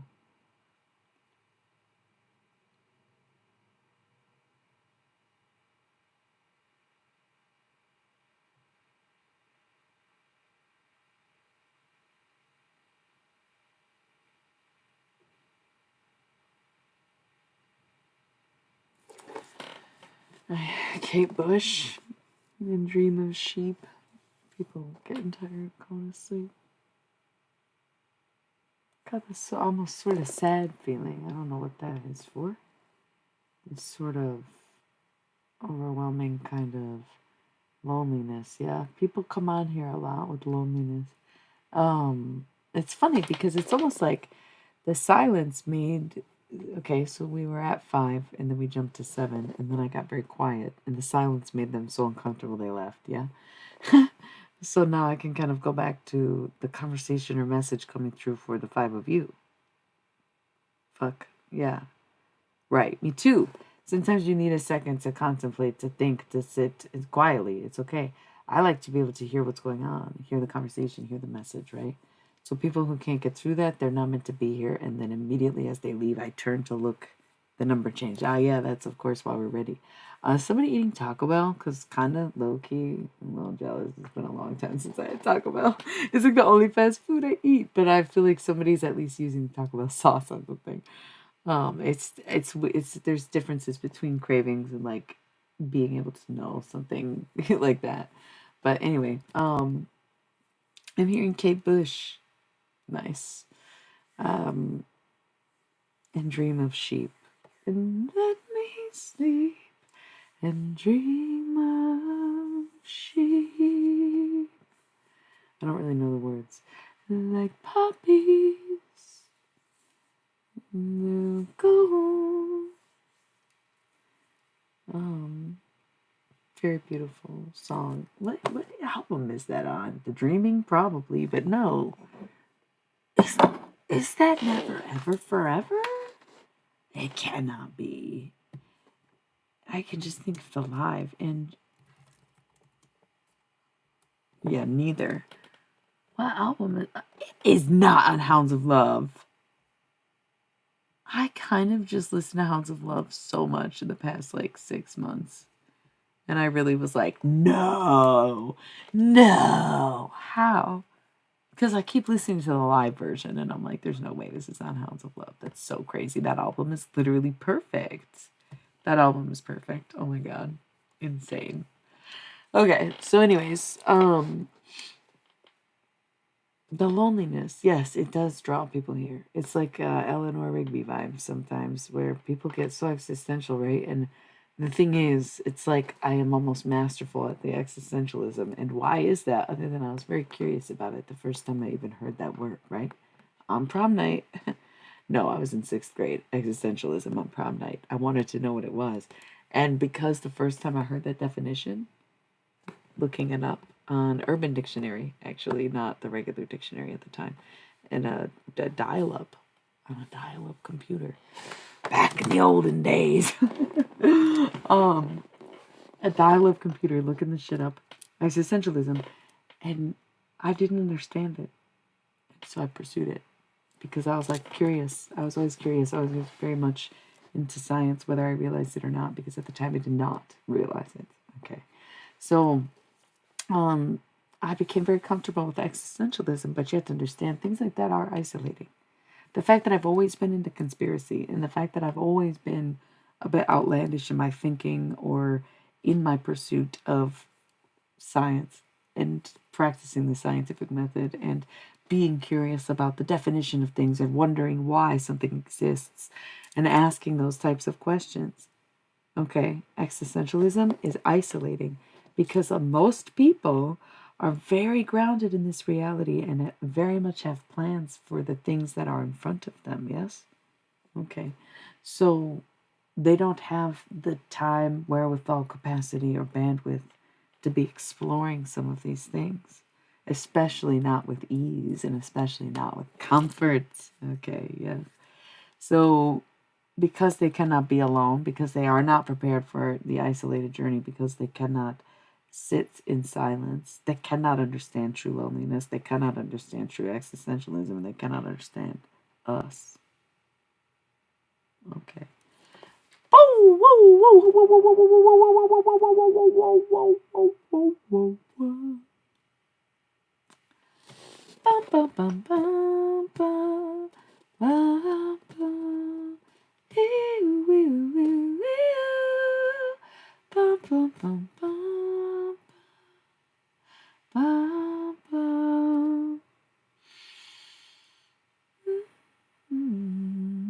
Kendrick Lamar. So yeah, sometimes it's lonely. Of course, this life is lonely. I think this life is lonelier than most lives, in some ways. But people feel so lonely being surrounded by people. I don't spend any time with people. I get to spend some one-on-one time with a few people in my life, and that's about it. It's very rare I get to go to like social gatherings or events or go in public on my own accord because of just remote living. You know what I mean?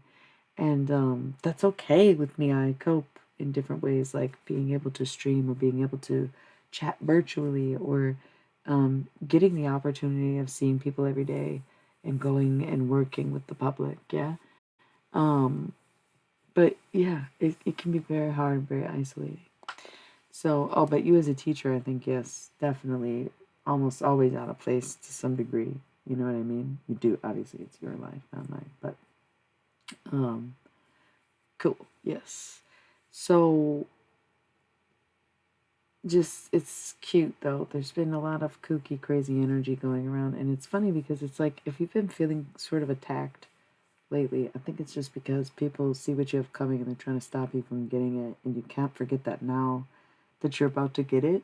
Where it's just like, of course, anybody who does envy, wherever you're at or whoever you are in life, then of course they're going to do things out of spite, and they're going to do things that act out. Ah, yes, yes, number 7. Yes, number 7. Ah, are you listening? People will act out of spite. People, they left, so maybe you, number 6. People will act out of spite, and they will do things just to get what you have, right? And it's like something that they can't even get because it's yours. That's the whole thing. I don't know if you have to go to court. I don't think you should go to court. I don't think you should have to go to court.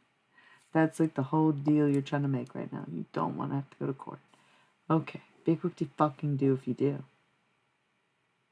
Because you're fucked if you do, you're fucked if you don't. You know that, bro. That's not on anybody but your own. So if contemplating serving up those papers for what? Amicable, amicable, amicable, amicable. That's all I can hear. Amicable. Amicable.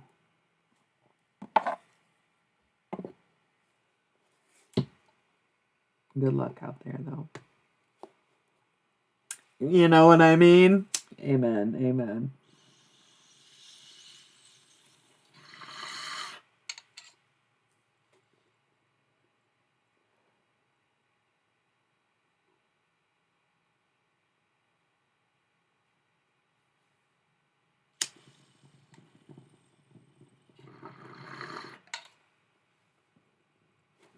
Cheers.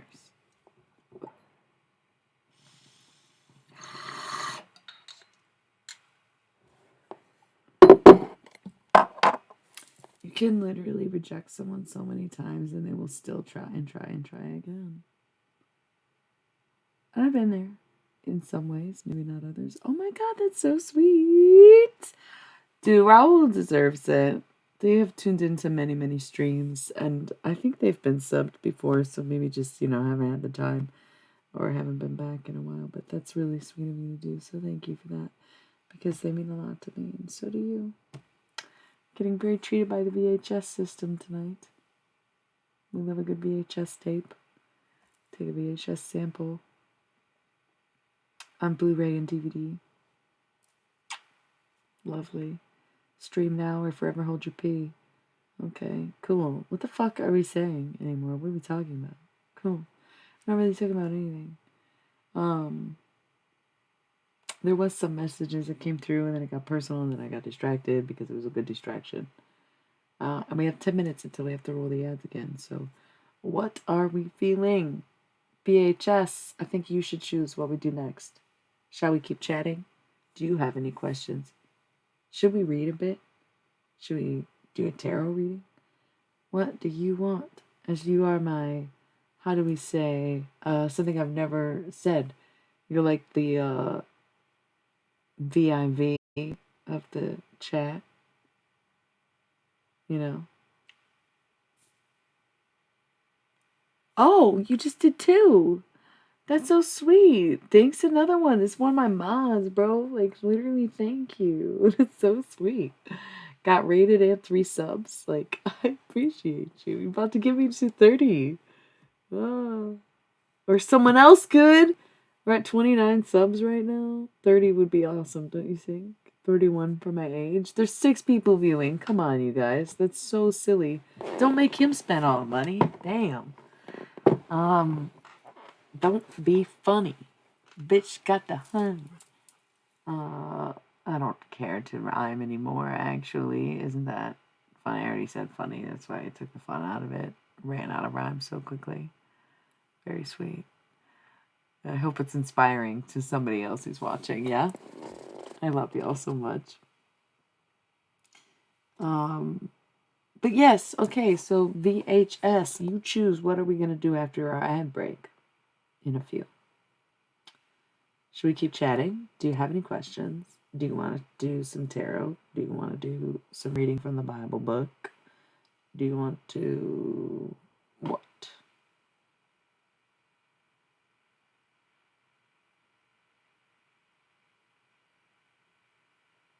Yeah, okay. From the book, right? Because you have been patiently asking and waiting. It's finally your night. It's like, you know what? Yeah, okay. Let's just roll the ends early so I can kind of like stand up and give myself a second. Lately, I've just been sitting here for my breaks. I used to kind of like get up and jump around and work out a little bit between, like, do literal squats and stuff on ad breaks. And lately, I just sit here and kind of like dissociate and borderline dissociate, and just come back on. So I don't want to do that. I might eat some cookies though. I don't know. I did eat a donut before I started. I could eat this apple. We'll see how it goes. Enjoy the 3 minutes, y'all. We'll be back for some Be Here Now.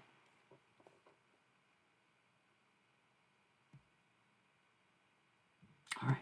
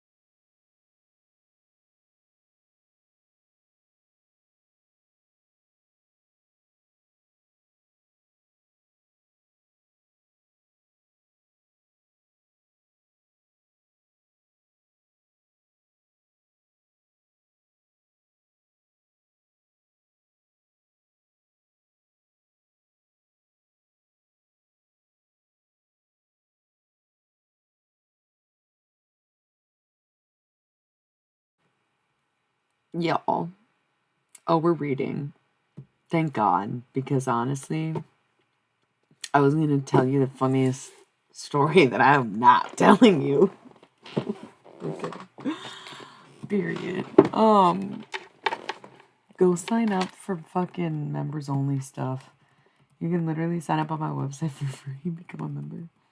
And then there's forums and groups and stuff you can join. Some are free, some are not. But yeah, you can book personal readings and stuff too, and see some of my writing and other content, and just like stuff I'm working on.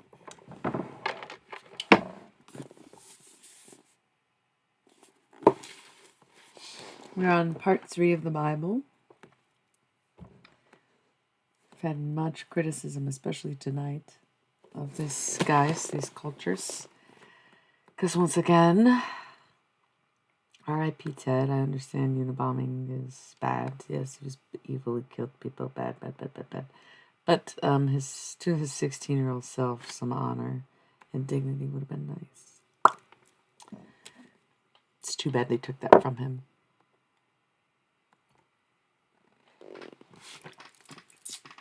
Hardcore.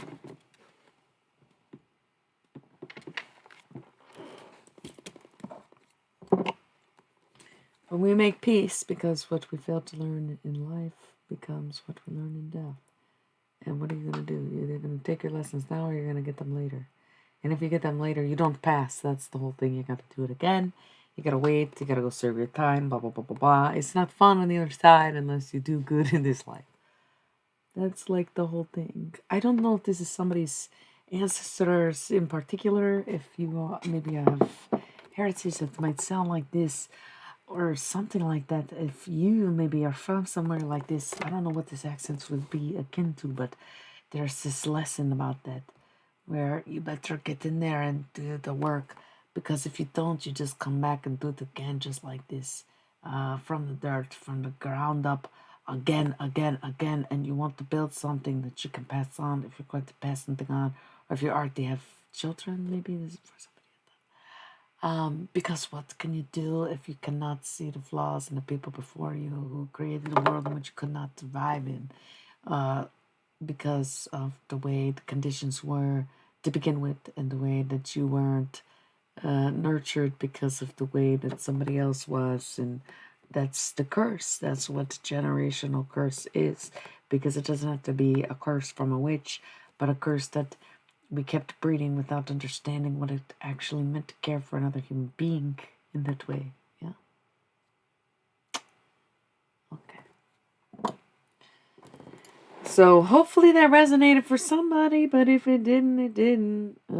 Cheers. Either way, I'm gonna rip this one more time. We're gonna read.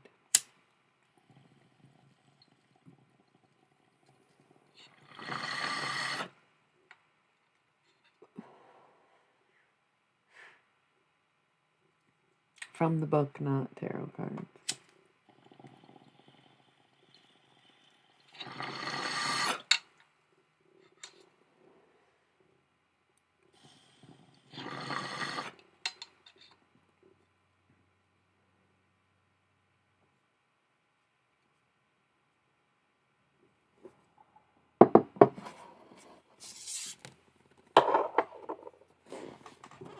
Okay. Anywhere you go, I'll follow you down. I'll follow you down, but not that far. The Gin Blossoms was confirmation for somebody. Anywhere you go, I'll follow you down. Alright, I don't really remember if we read any of this, so we'll just start from the top. Readiness. Potent quotes. To everything there is a season, and a time to every purpose under the heaven. Ecclesiastes.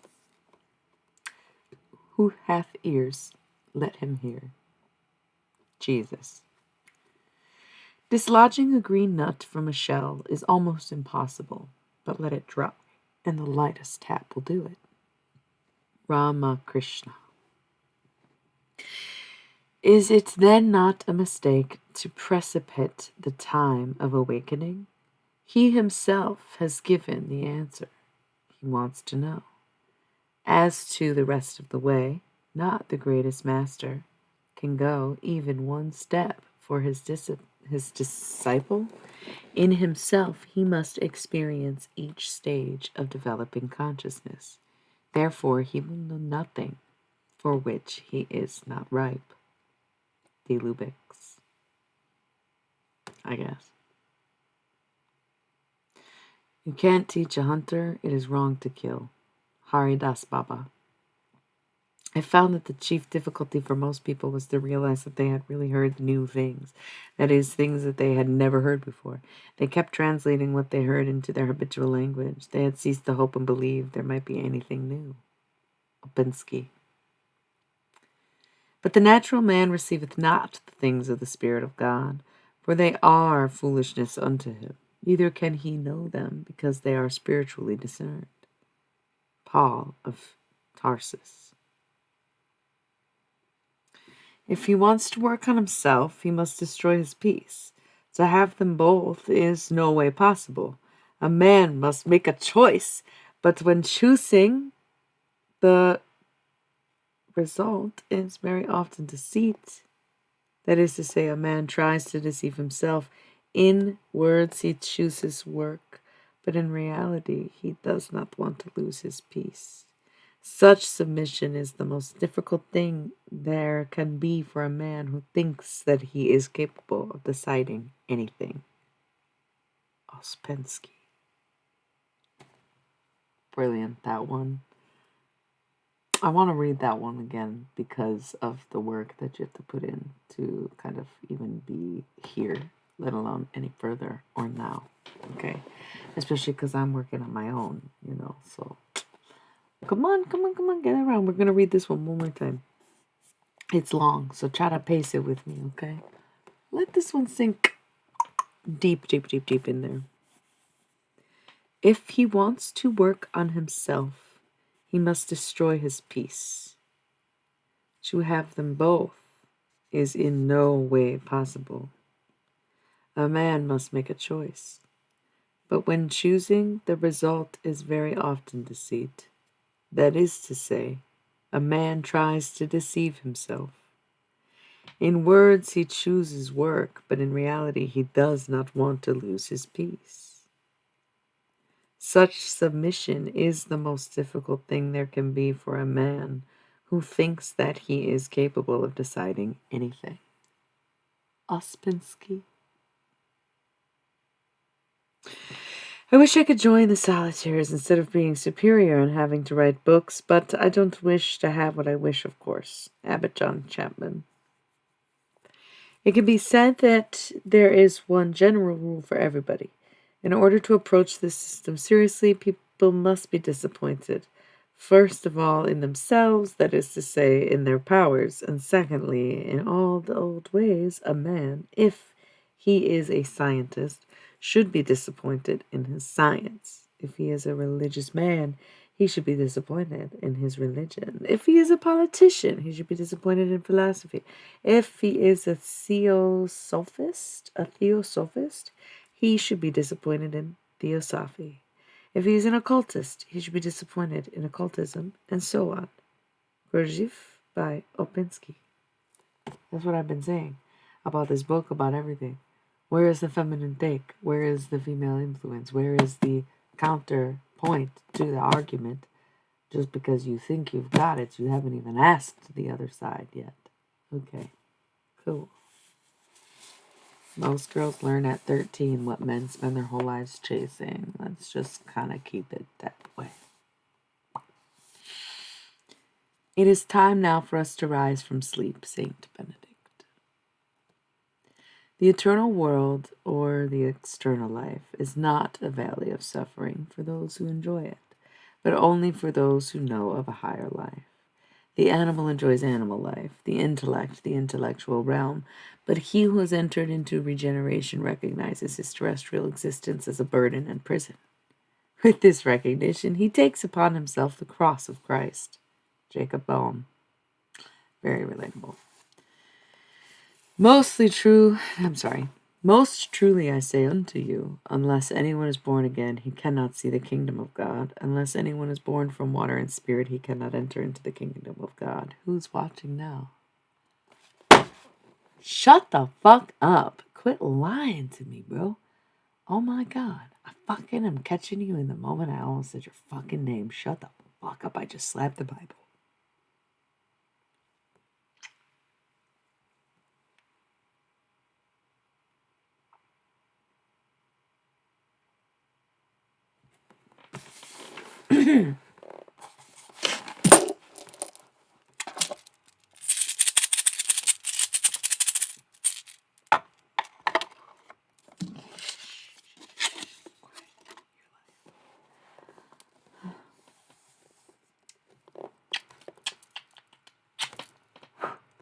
Okay.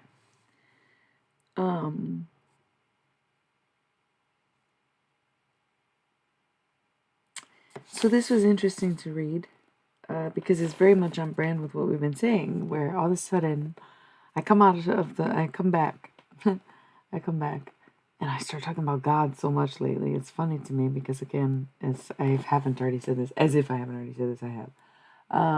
I see God as like a Ramin Nazir painting because when I saw God, I was in the midst of like this month-long deep descent into the underworld. Whether it was influenced by drugs or not would have been unconsensual, so I'll have no idea, right? No sleep, no food, no water really either. Somehow barely surviving on a peach and a jalapeno in a 12-ounce bottle for a month, you know? Very spiritual, but very scary, very much on the verge of death. That's how you get here, okay? Not a Virgin Mary, but a Virgin Death. Okay. That's cool, but also fucking terrifying, I know. It's bore of the PMDD, but also it was for me for that reason, to be able to have a sacrificial lesson. And that is when I was born again, is when I decided to act in Christ and say, okay, if you're giving me the choice between this evil, sadistic world and me being a part of it and then just actually dying, then I choose dying because fuck this shit. Fuck what you do. Fuck what you're doing to these people. Fuck what you promised me. Fuck what you try to say about them. Fuck what you did to this and that. Whether it was real or not, the contemplation alone was enough to make me say, I'm out. No, no, no, no, no, no. You want me to forsake everyone I've ever known for no discernible reason to me in the name of something like fame or money? Absolutely, I choose death. Oh, I did choose that. Did I live? Yes. Okay. For the most apparent, I have lived for whatever reason. But I did make that choice.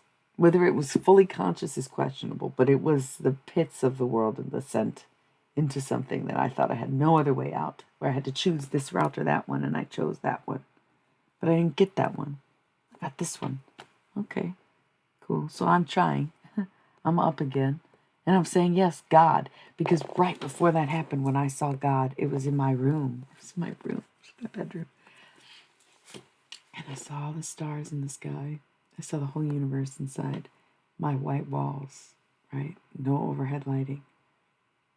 And it was like the whole world peeled back, and I had learned so much in the past 2 weeks of it. Having these like deep hallucinations from, once again, I never consensually took any drugs except for smoking some weed. So maybe it was some kind of crazy PCP trip or, whatever. But even that stuff doesn't last as long as this did, is the thing. That's what made it very like, what even happened to no one would literally know, especially not me.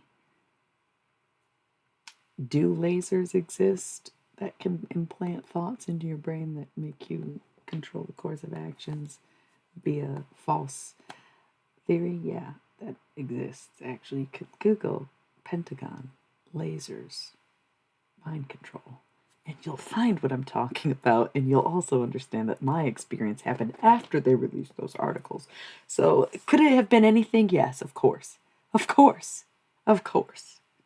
But whatever it was, it taught me a lot of these things, and I saw God. Okay, so I saw God in my room. Okay, so I said, God, why me? And I'm looking at this great big infinity neon space monster in front of me.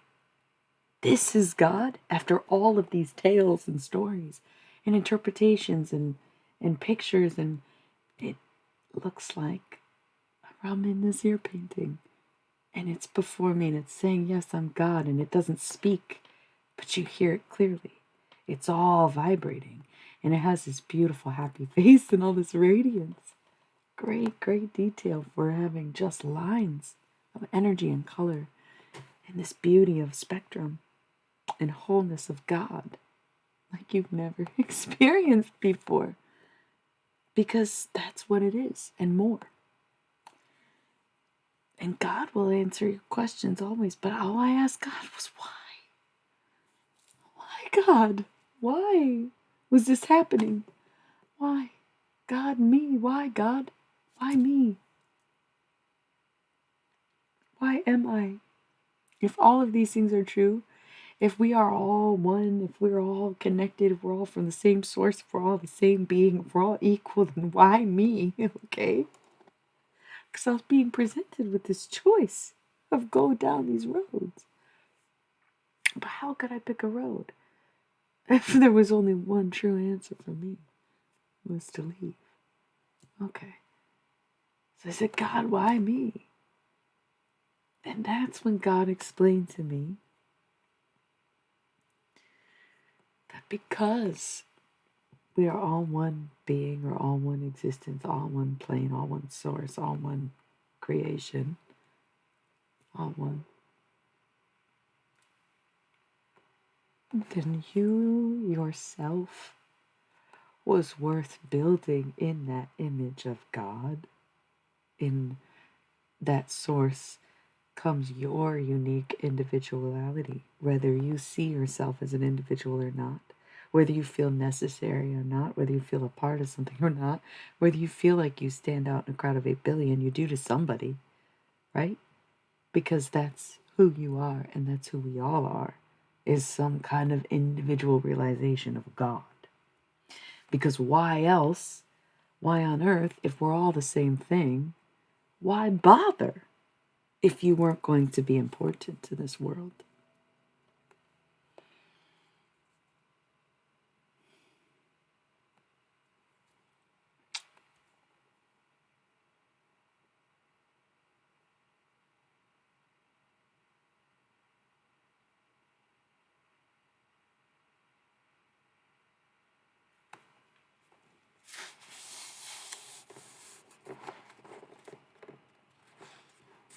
So I liked that quote. I'll read it again because I see where he's coming from. This isn't Ram Dass. These are just quotes that he chose. So, oh, it's a Jesus quote. God damn it. That is so fucking funny. Most truly I say unto you, unless anyone is born again, he cannot see the kingdom of God. Unless anyone is born from water and spirit, he cannot enter into the kingdom of God. What has been born from the flesh is flesh, and what has been born from the spirit is spirit. Jesus. So that bit I just told you about, that was my interpretation of that quote. We are born into the world of nature. Our second birth is into the world of spirit. Bhagavad Gita. Except ye be converted and become as little children, ye shall not enter into the kingdom of heaven. Jesus.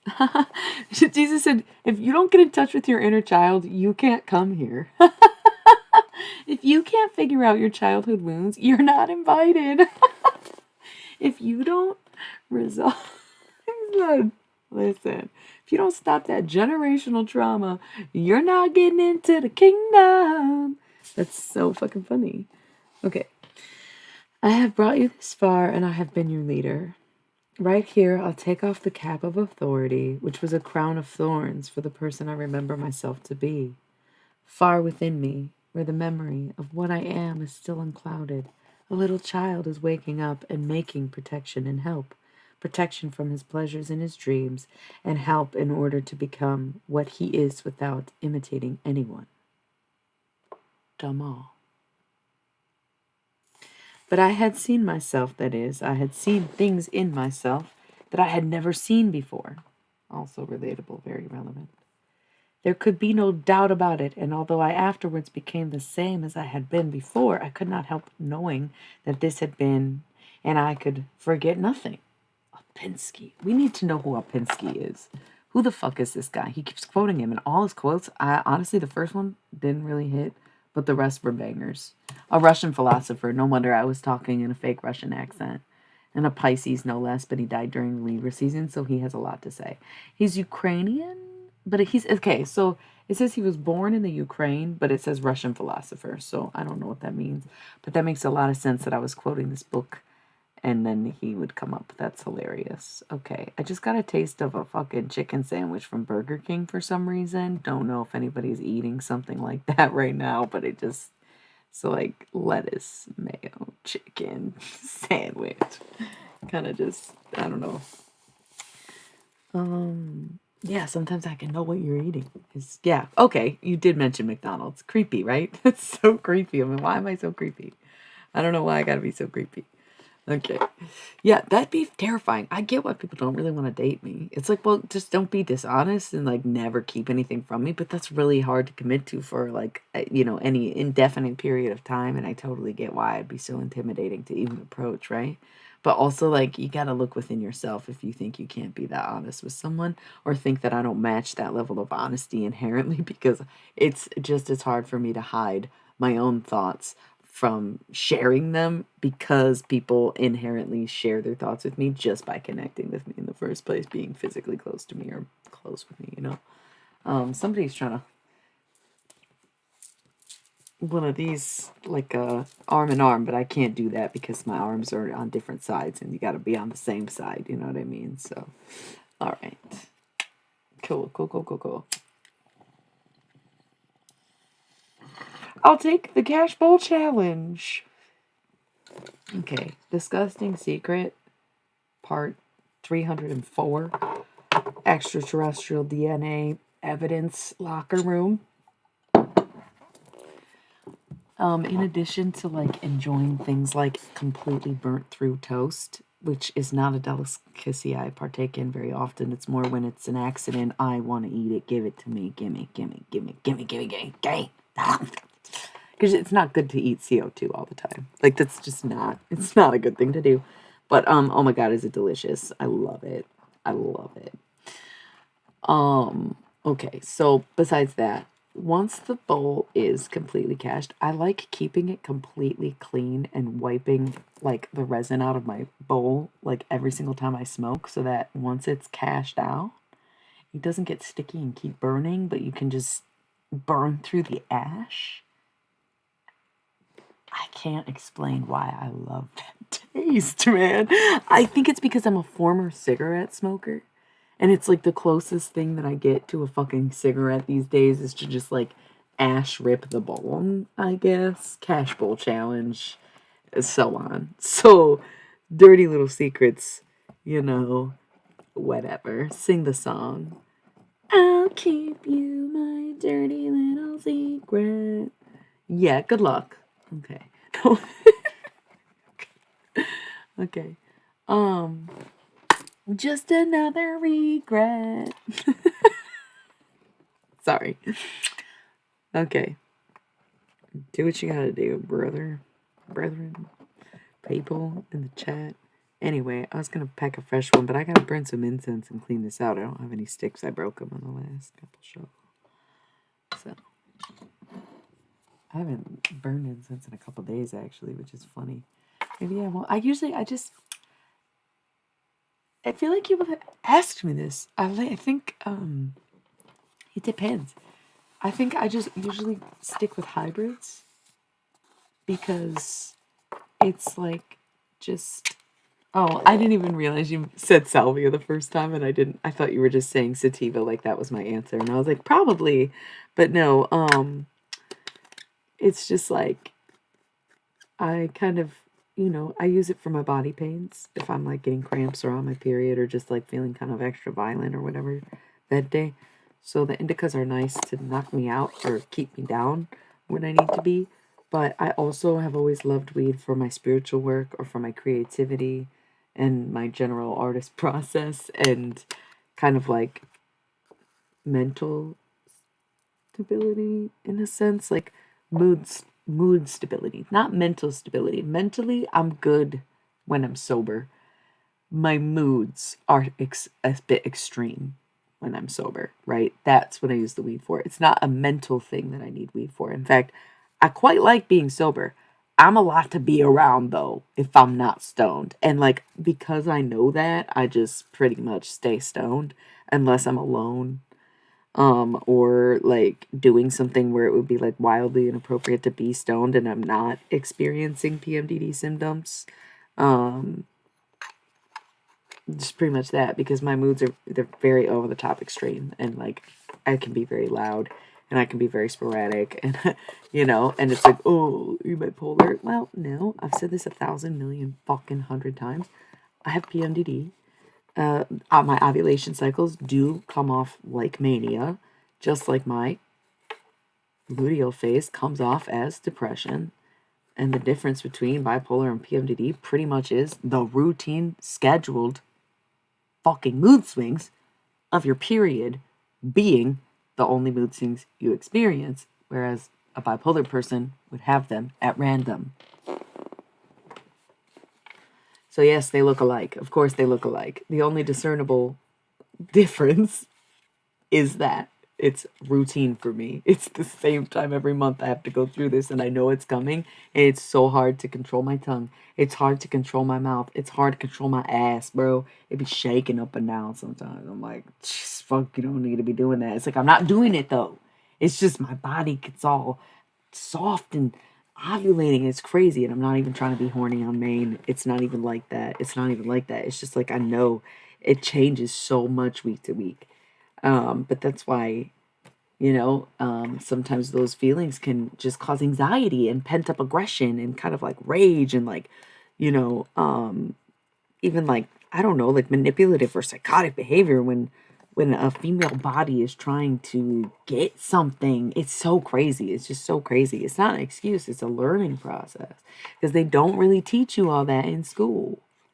They don't really go into detail about the fem cycle. Like, I didn't even understand how half this worked until I was in my 20s. Did I sleep through a lot of health class in high school? Yeah.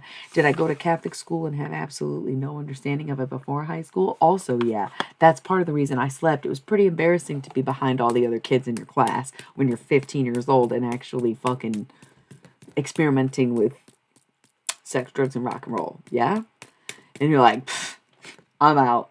I'm gonna figure it out myself. I don't know. Did I? Not exactly. Again, I was in my 20s when my OBGYN was like, okay, so basically, and I'm like, huh, interesting. Thanks for breaking it down, Chief. Great guy. I gotta love him. Only man I should have ever trusted with my pussy. Thank you. Okay. Good thing you just said that out loud. Okay. That's great. I love that for you. Cool. Okay. Moving on. Thank you. I think I'm funny too. I honestly do think I'm pretty hilarious. And other people think I'm funny, and that's great. And I love that for me and them. Because it's a good time for everybody. Don't you think? Yes, I do. I absolutely do. Sorry you get anxiety from weed, by the way. It just kind of sucks. I've been there. I've had to quit. I've taken breaks for months, years at a time. It's been a while, but lately I'm like, you know what? Why? Because during those breaks, I still would deal with my PMDD, and it just was harder to cope. So I've just embraced the fact that I use non-traditional medicine, and that weed truly has become medicinal and ritual for me rather than habitual. Somewhat habitual, but also because it's medicine that you kind of have to stay on your regimented medicine. And to me, this is so much less mind numbing and unproductive as pharmaceutical drugs, which I have tried in the past, different times in my life, under different circumstances. And it just has never been for me. And it's like, you know what? I gotta stick to the weed. Lesson learned. You know what I mean? It's cool. Sorry, I just packed the bowl to have it like in reverence, even if we don't smoke it yet. So I'm gonna 2 hours and 22 minutes on the clock. I'm gonna keep reading. We're just in the third part of the Psychedelic Bible by Ram Dass, otherwise known as Be Here Now, if you're just tuning in. And this is Readiness, potent quotes that we're reading. So once again, 2 hours, 22 minutes, and 22 seconds. My fingers itch here. I don't know if I got them sticky earlier, and they didn't feel sticky this whole time, and then all of a sudden it felt like they stuck together, these two. I don't know what that's about.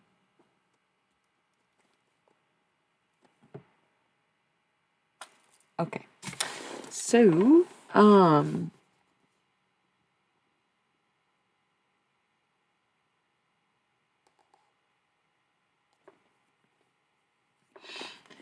as soon as a man is fully disposed to be alone with God, he is alone with God no matter where he may be, in the country, the monastery, the woods, or the city. The lightning flashes from east to west, illuminating the whole horizon and striking where it pleases at the same instant. The infinite liberty of God flashes in the depth of that man's soul, and he is illumined. At that moment, he sees that though he seems to be in the middle of his journey, he has already arrived at the end. For the life of grace on earth is the beginning of life of glory. Although he is a traveler in time, he has opened his eyes for a moment in eternity. Merton. Ask, and it shall be given to you. Seek, and ye shall find. Knock, and it shall be opened unto you. For everyone that asketh receiveth, and that he seeketh findeth, and to him that knocketh it shall be opened. Jesus. Guru and teacher.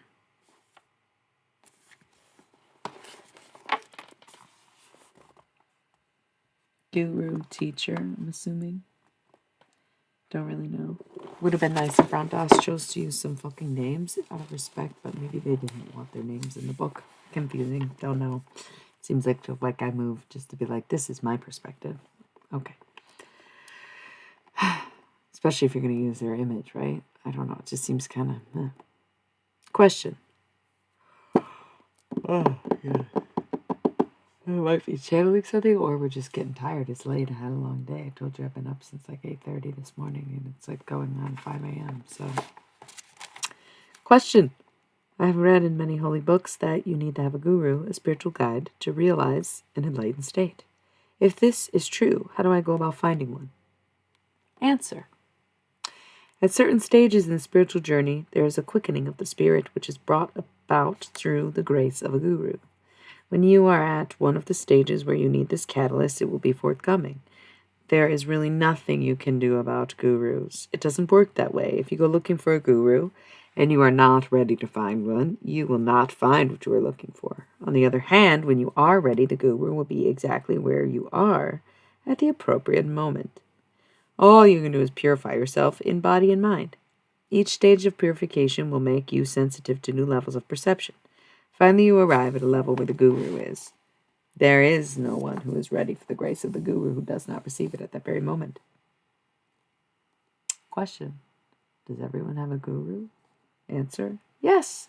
However, you may or may not meet your guru on the physical plane in this lifetime. It isn't necessary. Since the relation between a guru and a Shela, disciple, is not on the physical plane, the guru can act upon you from within yourself. You may meet him through dreams or visions or merely see his presence. However, it is only after much purification that you will honor these meetings rather than rejecting them in favor of the more gross manifestations. There have been many saints who realized enlightenment without ever meeting their guru in a physical manifestation. Question. How will I know how to purify myself without the guidance of a guru? Answer. Relax. You're being guided. In fact, the next message you need in the treasure of hunt is exactly where you are when you need it. The message may be in the form of a teacher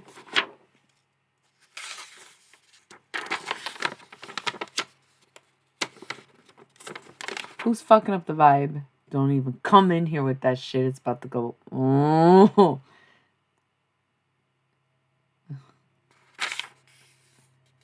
The message may be in the form of a teacher who I know that ain't. I know that's not. I know that's not who I think it is trying to come in here and not listen to me read Ram Dass, but try to fucking harass me and take my attention and energy. Listen, baby, I wrote you a song. If you want to come on here and sing along, go check out the new demo track, The One Take Wonder, coming at ya with Take 3. There is a video for members only if you want to sign up and see the extra little off the dome at the end of the rap verse and song chorus that I sang in one take, sitting right here, staring straight ahead. But it's up to you. Okay, now let's be quiet and conscientious.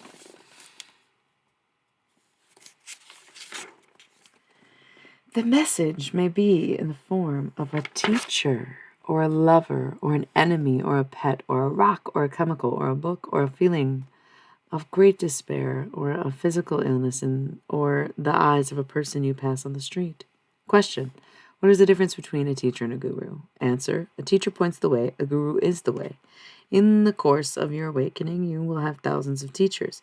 Throughout all of this teaching, the guru waits, beckoning from beyond.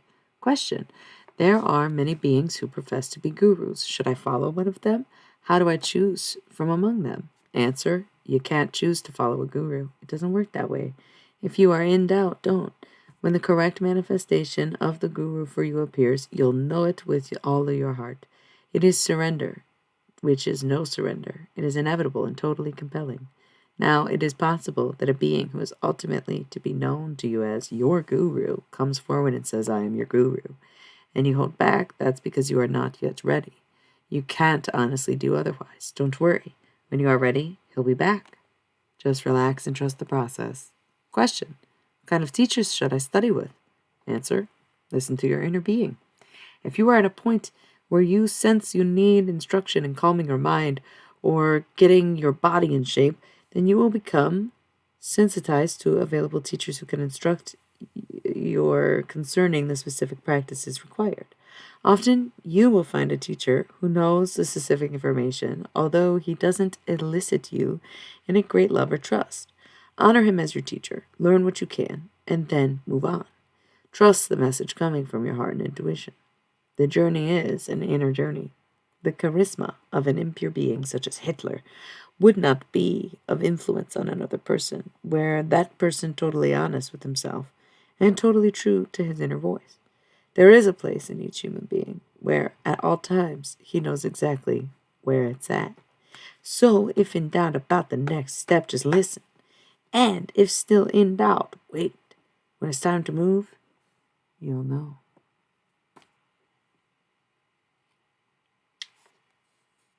Okay. I feel like it's just a page until we get to the next section. And we got 20 minutes until we roll the ad break.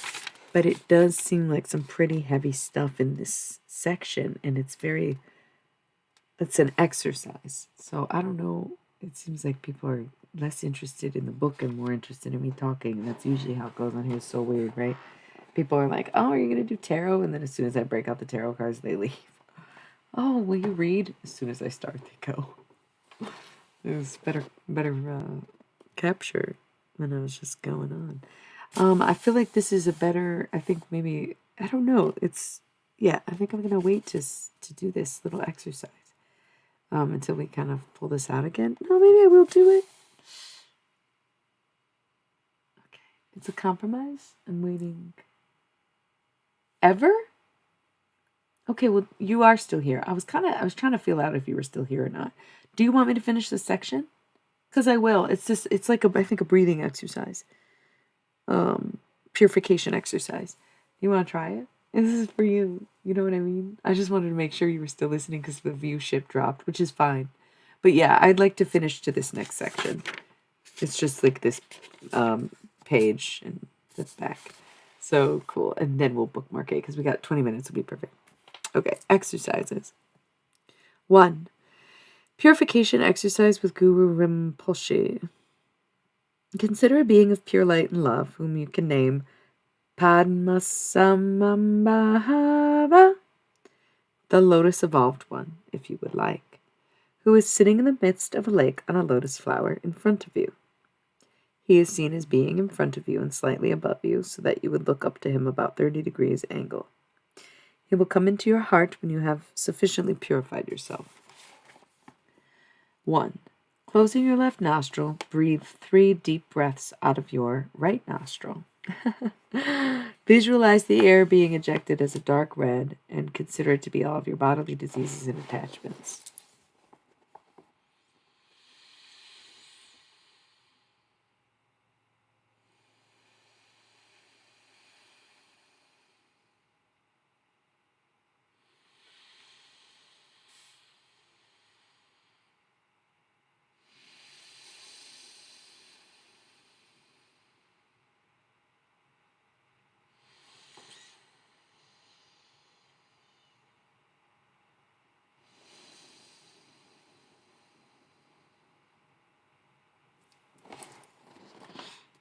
Close your right nostril. Now breathe out 3 deep breaths through your left nostril.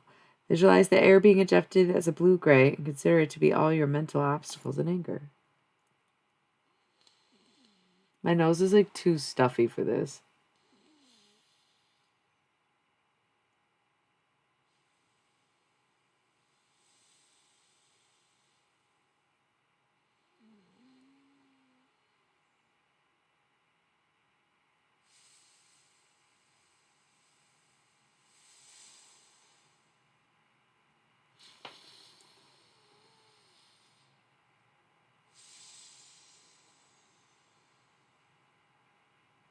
So this one is not as stuffed up.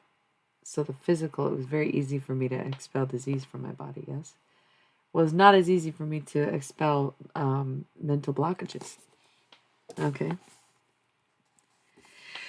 Now breathe out 3 deep breaths through your mouth. Visualize this air as purple and consider it as the sloth that impedes your progress, the inertia. Breathe it out.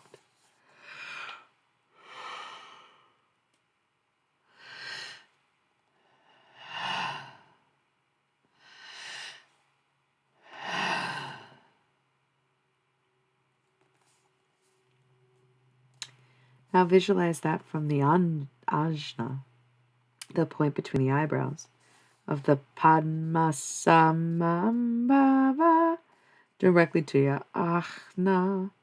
There is a piercing beam of white light, which, as it burns into you, rids of your bodily sins and wrongs. The sound connected with this is Om. Now visualize a red beam from the throat chakra, point of energy, of the untruths. The sounds connected with this is Ah.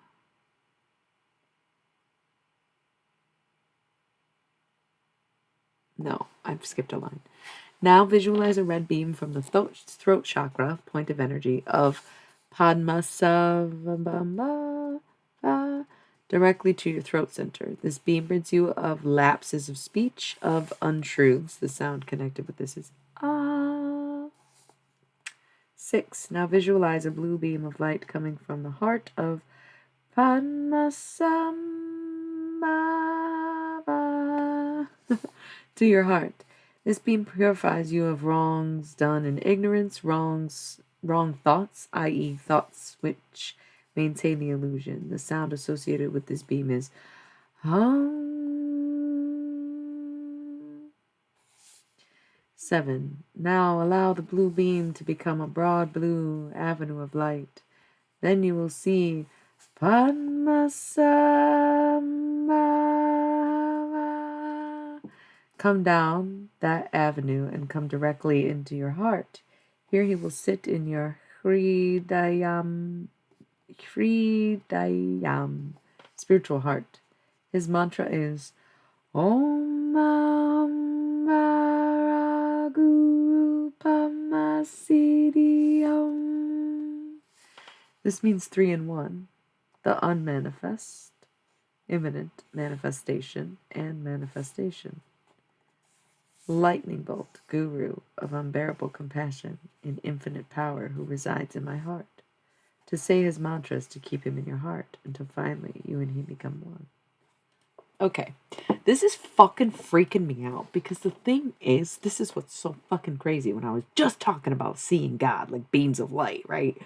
What I didn't mention before I actually saw God manifest in my room was there was one night the lights were on. I was living with like 6 people at the time and somehow my house was fucking empty. It was the craziest fucking thing ever. Like, what are even the odds? I can't get into it right now.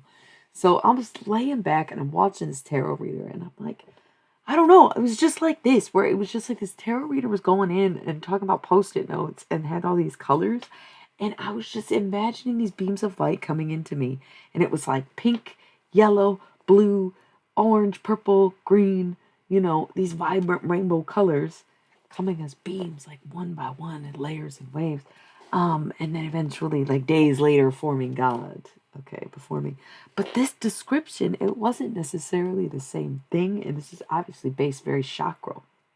Okay, and these are very ancient gods and ancient cultures, ancient religions that they're referencing with this, but also very so in tune with psychedelics. And even though I wasn't taking them at the time, at least knowingly, it's not to say I wasn't on them or that I haven't done them. Okay, So it's just crazy to read this because I've never read this book. The only time I've read this book is out loud with y'all. That's why I'm like, I want to finish it. It's annoying sometimes I don't feel like reading. This is great. I'm glad we did. And I'm glad I was talking about that night and that story tonight before we read this. Because I've never told anyone about that because it's so hard to explain. But reading this was like, yeah, somebody gets it. There was no red though. It was pink and yellow and these bright colors, you know? So maybe it was fake or maybe it was just different, but it was very similar to the way this is described. It's very beautiful. So I just wanted to share that. Kind of blew my mind. That's all. 2. The 4 Bodhisattva vows. Say 3 times. 1. I will resolve. Woo! Oh, hello. So we just woke up? You just woke up and rolled over on stream? All right. 1. I resolve to become enlightened for the sake of all living beings. 2. I will cut the roots of all delusive passions. 3. I will penetrate the farthest gate of Dharma. 4. I will realize the supreme way of Buddha. Say 3 times. 1. I will resolve to be enlightened for the sake of all living beings. 2. I will cut the roots of all delusive passions. 3. I will penetrate the farthest gate of Dharma. 4. I will recognize the supreme way of Buddha. Say 3 times. 1. I will resolve to become enlightened for the sake of all living beings. 2. I will cut the root of all delusive passions. 3. I will penetrate the farthest gate of Dharma. 4. I will realize the supreme way of Buddha. Okay. Potent quotes. Guru, God, and the Self are one. Ramana Maharshi. Silence thy thoughts and fix thy whole attention on thy master, whom thou dost not see, but whom thou feelest. Blavatsky. The influence of the guru is obstructed by mental activity, by reliance on one's own exertions, and by every kind of self-conscious and self-exertion. Satya Sai Baba. What is the nature of the guru's grace? It is beyond the thought and word. Then how can it be said that the devotee realizes is true by being virtue of the guru's grace? It is like an elephant waking up on seeing a lion in a dream. Just as the appearance of the dream lion is enough to wake the elephant, so also the glance of grace from the master is enough to waken the devotee from the sleep of ignorance to the knowledge of the real. It is sure and certain. Ramana Maharshi. Disembodied Guru to disciple. Child, you must meditate more. Your gaze is not yet faultless. I was fairly extinguished in the ether by the agitation of your restless mind. Baba Hai. I beseeched him fervently thus. It is my greatest desire that I should actually experience your gracious wisdom. Kindly fulfill my desire. In those days, Sri Ramana was not speaking much. Still he spoke kindly as follows. Is it the body in front of me which desires to obtain my grace? Or is the awareness within? If it is the awareness, is it not now looking up itself as the body and making this request? If so, let the awareness first of all know its real nature. It will then automatically know God and my grace. The truth of this can be realized even now and here. Ramana Maharshi Magazine. Rainwater falling upon the roof of a house flows down to the ground through sprouts shaped grotesquely like tiger's head. One gets the impression that the water comes from the tiger's mouth, but in reality it descends from the sky. It is the same way the holy teachings that come from the mouths of godly men seem to be uttered by those men themselves, while in reality they proceed from God. Ramakrishna. The grace of the Guru is like an ocean. If one becomes with a cup, he will only get a cupful. It is no use complaining of the... I don't know what that word is, but I'm not saying it because it looks weird. Of the ocean. The bigger the vessel, the more one will be able to carry. It is entirely up to him. Ramana Maharshi. Beautiful. Cool. Cool. And that is where I think we'll stop for the evening. Because the next section just, it's more quotes. There's just like so many quotes for one night. I think we should just stop there, read the next page of quotes with the next section for the next time we read. And I think I'll be more inclined to reading now that we've started this part 3 of the Bible here. Because it's not as bad or as dense as I expected it to be. So it was good. Cool. So that's just, yeah, we did like a little hour. It wasn't really an hour of reading. I did talk through some of it, but it was a few pages. So that was good. It was nice to be back. Thank you for suggesting it, and thank you for the subs and the raid and everything and the chatting tonight, DHS. Thank you.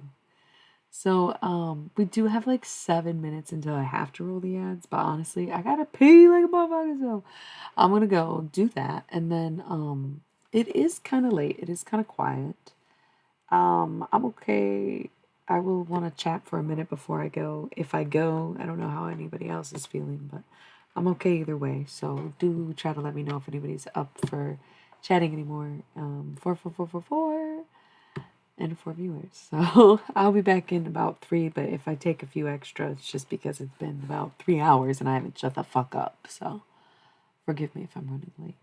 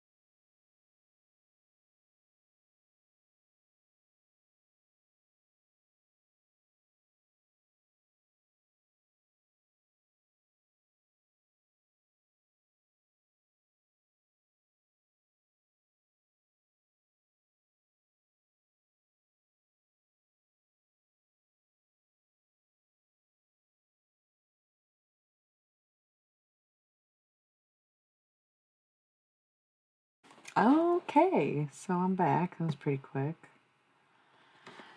Yeah. Okay, so how's everybody feeling? Who's up here? Who's still awake? Who's still with us?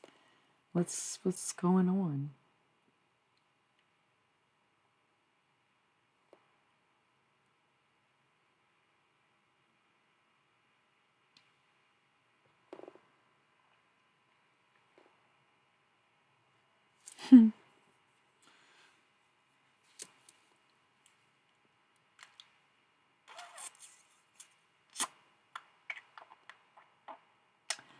Just lurking. Oh, okay. Thanks. I was like, cool. Just gonna go then. I think I could at least make it to the 3 hour mark. I think that would be nice. I appreciate when the streams run smoothly. So, the longer the stream, the better it does on replays for whatever reason. I think replays are kind of arbitrary, but it is kind of nice to see that people do watch the videos, even if not that many people watch the live stream. It's kind of comforting or satisfying in a sense because my YouTube videos never got that many views, you know. But yeah. So thanks to everybody who does watch or does tune in, whether it's in the moment or after, whatever. But yeah, the longer the video, the better it does. It's very odd to me, but I guess that's what people like about Twitch streaming.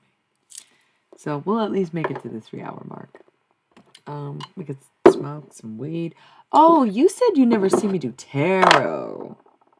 What's up with you? Are you good? Are you good to go? You good to do fuck around and find out some stuff? I just, I know it's like not like the same amount as a tarot reading would actually be, but like it's kind of fun to show you. I'm honestly thinking like maybe next stream that you're on, because at this point I am kind of tired. It's late. I worked all day. Been up for getting close to 24. Well, been up for over 20 hours at this point. I've been streaming for almost 3 hours. I think I'll just wind down with some chat tonight, and then like next stream that you're on, I'll pull out a deck, and it can be of your choosing. It's more about an energy. Yeah, yeah.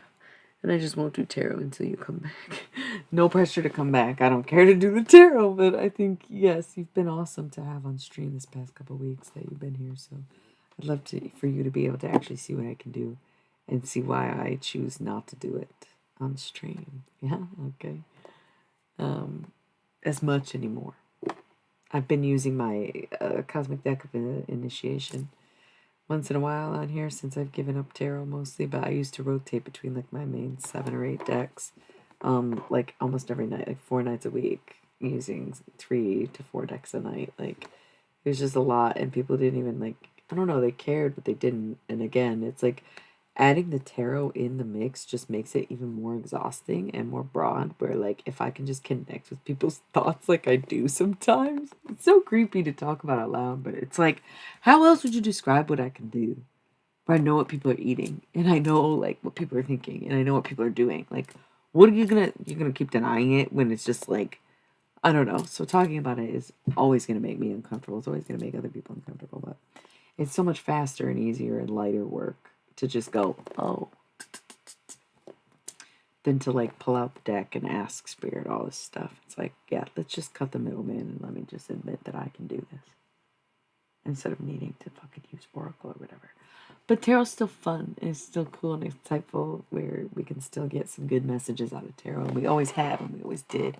And the readings were always great on here. It's not like I stopped doing them because they weren't good. It's just because they're too good to do for pennies on the dollar, quite frankly. But for you, VHS, we'll flex a little bit next stream. Tarot deck of your choosing. Whether you pick a color or something you want to know, or if you ask about all the decks that I have, we can figure it out now or then. Because once again, I'm going to chat for a few more minutes before I go. But this stream probably won't last too much longer unless y'all have some really good questions for me to keep me here. Because I can continuously chat for, oh God, days on end, it seems. What are we thinking? That's why I said sometimes it's about energy or a topic or a color rather than like picking the deck.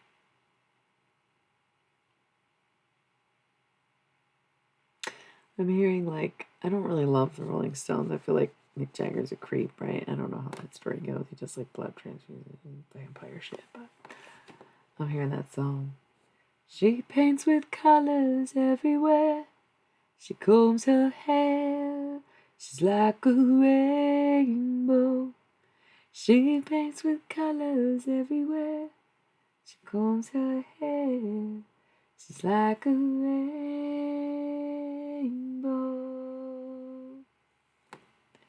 Very sweet. I don't really know the words. Somebody did tell me a long, long time ago when I was super duper young, like 18 years old probably. He kind of told me that song reminded him of me. And that was, okay, that was one of the best compliments I got at the time, I think.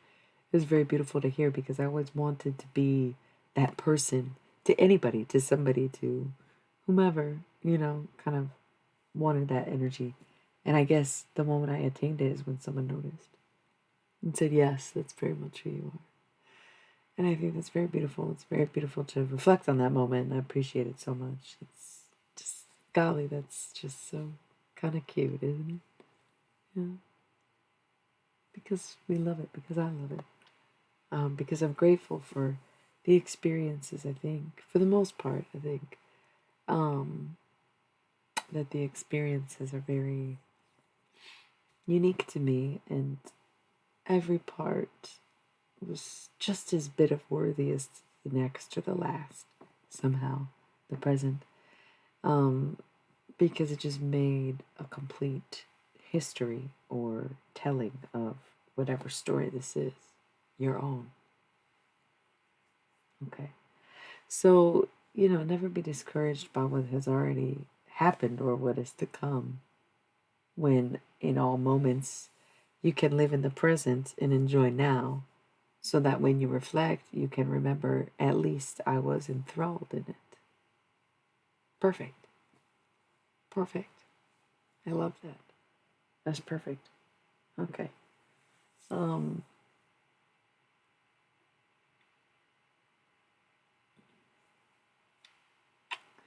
do do do do do do do do do do do do do do do do do.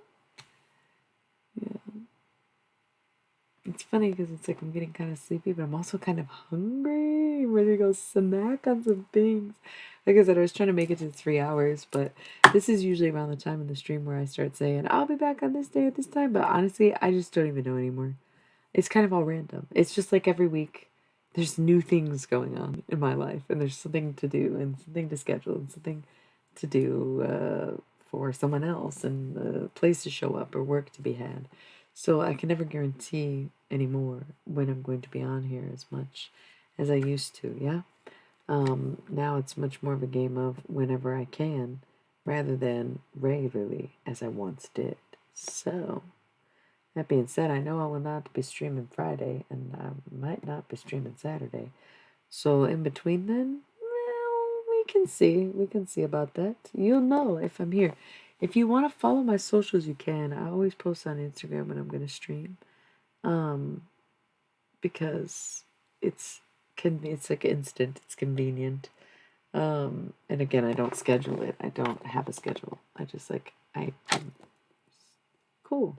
Yeah, so I think all my socials are in my link tree. So it's in the bio, but I'm dropping it right here. So you can like definitely catch that. Um, I have two accounts. I kind of use them. I use one more than the other, but the Illy Millie account has all my old tarot streams that I used to do on Instagram, like before I started Twitch.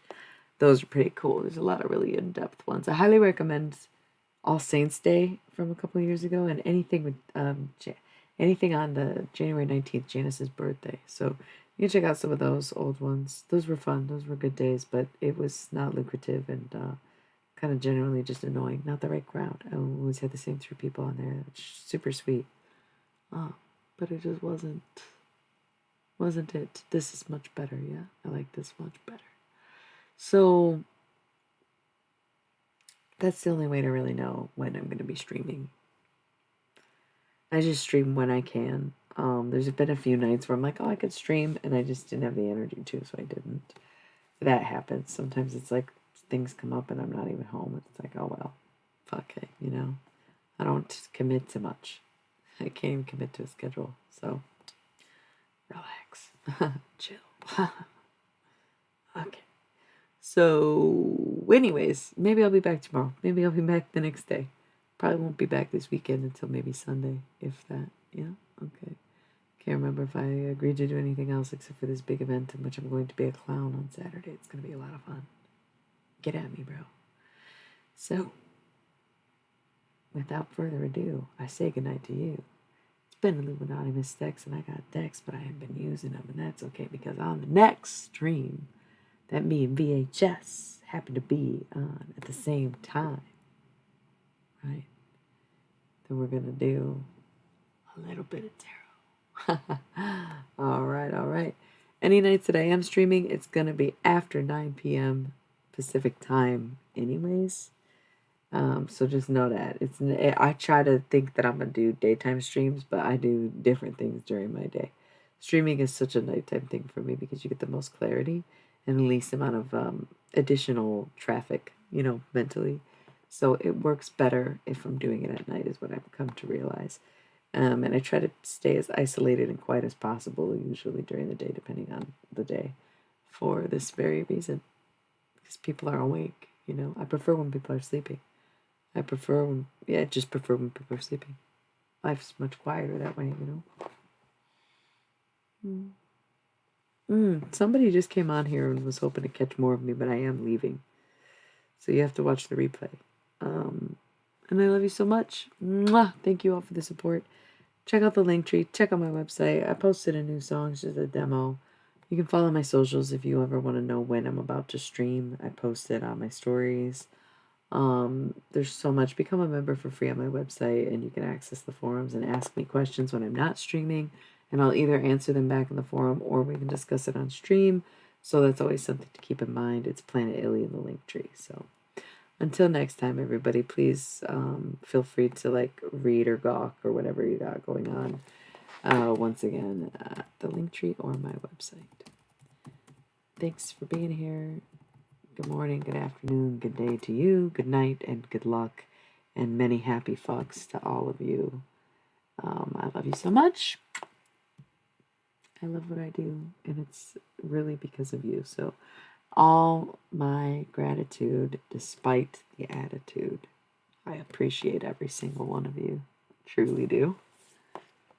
Love you.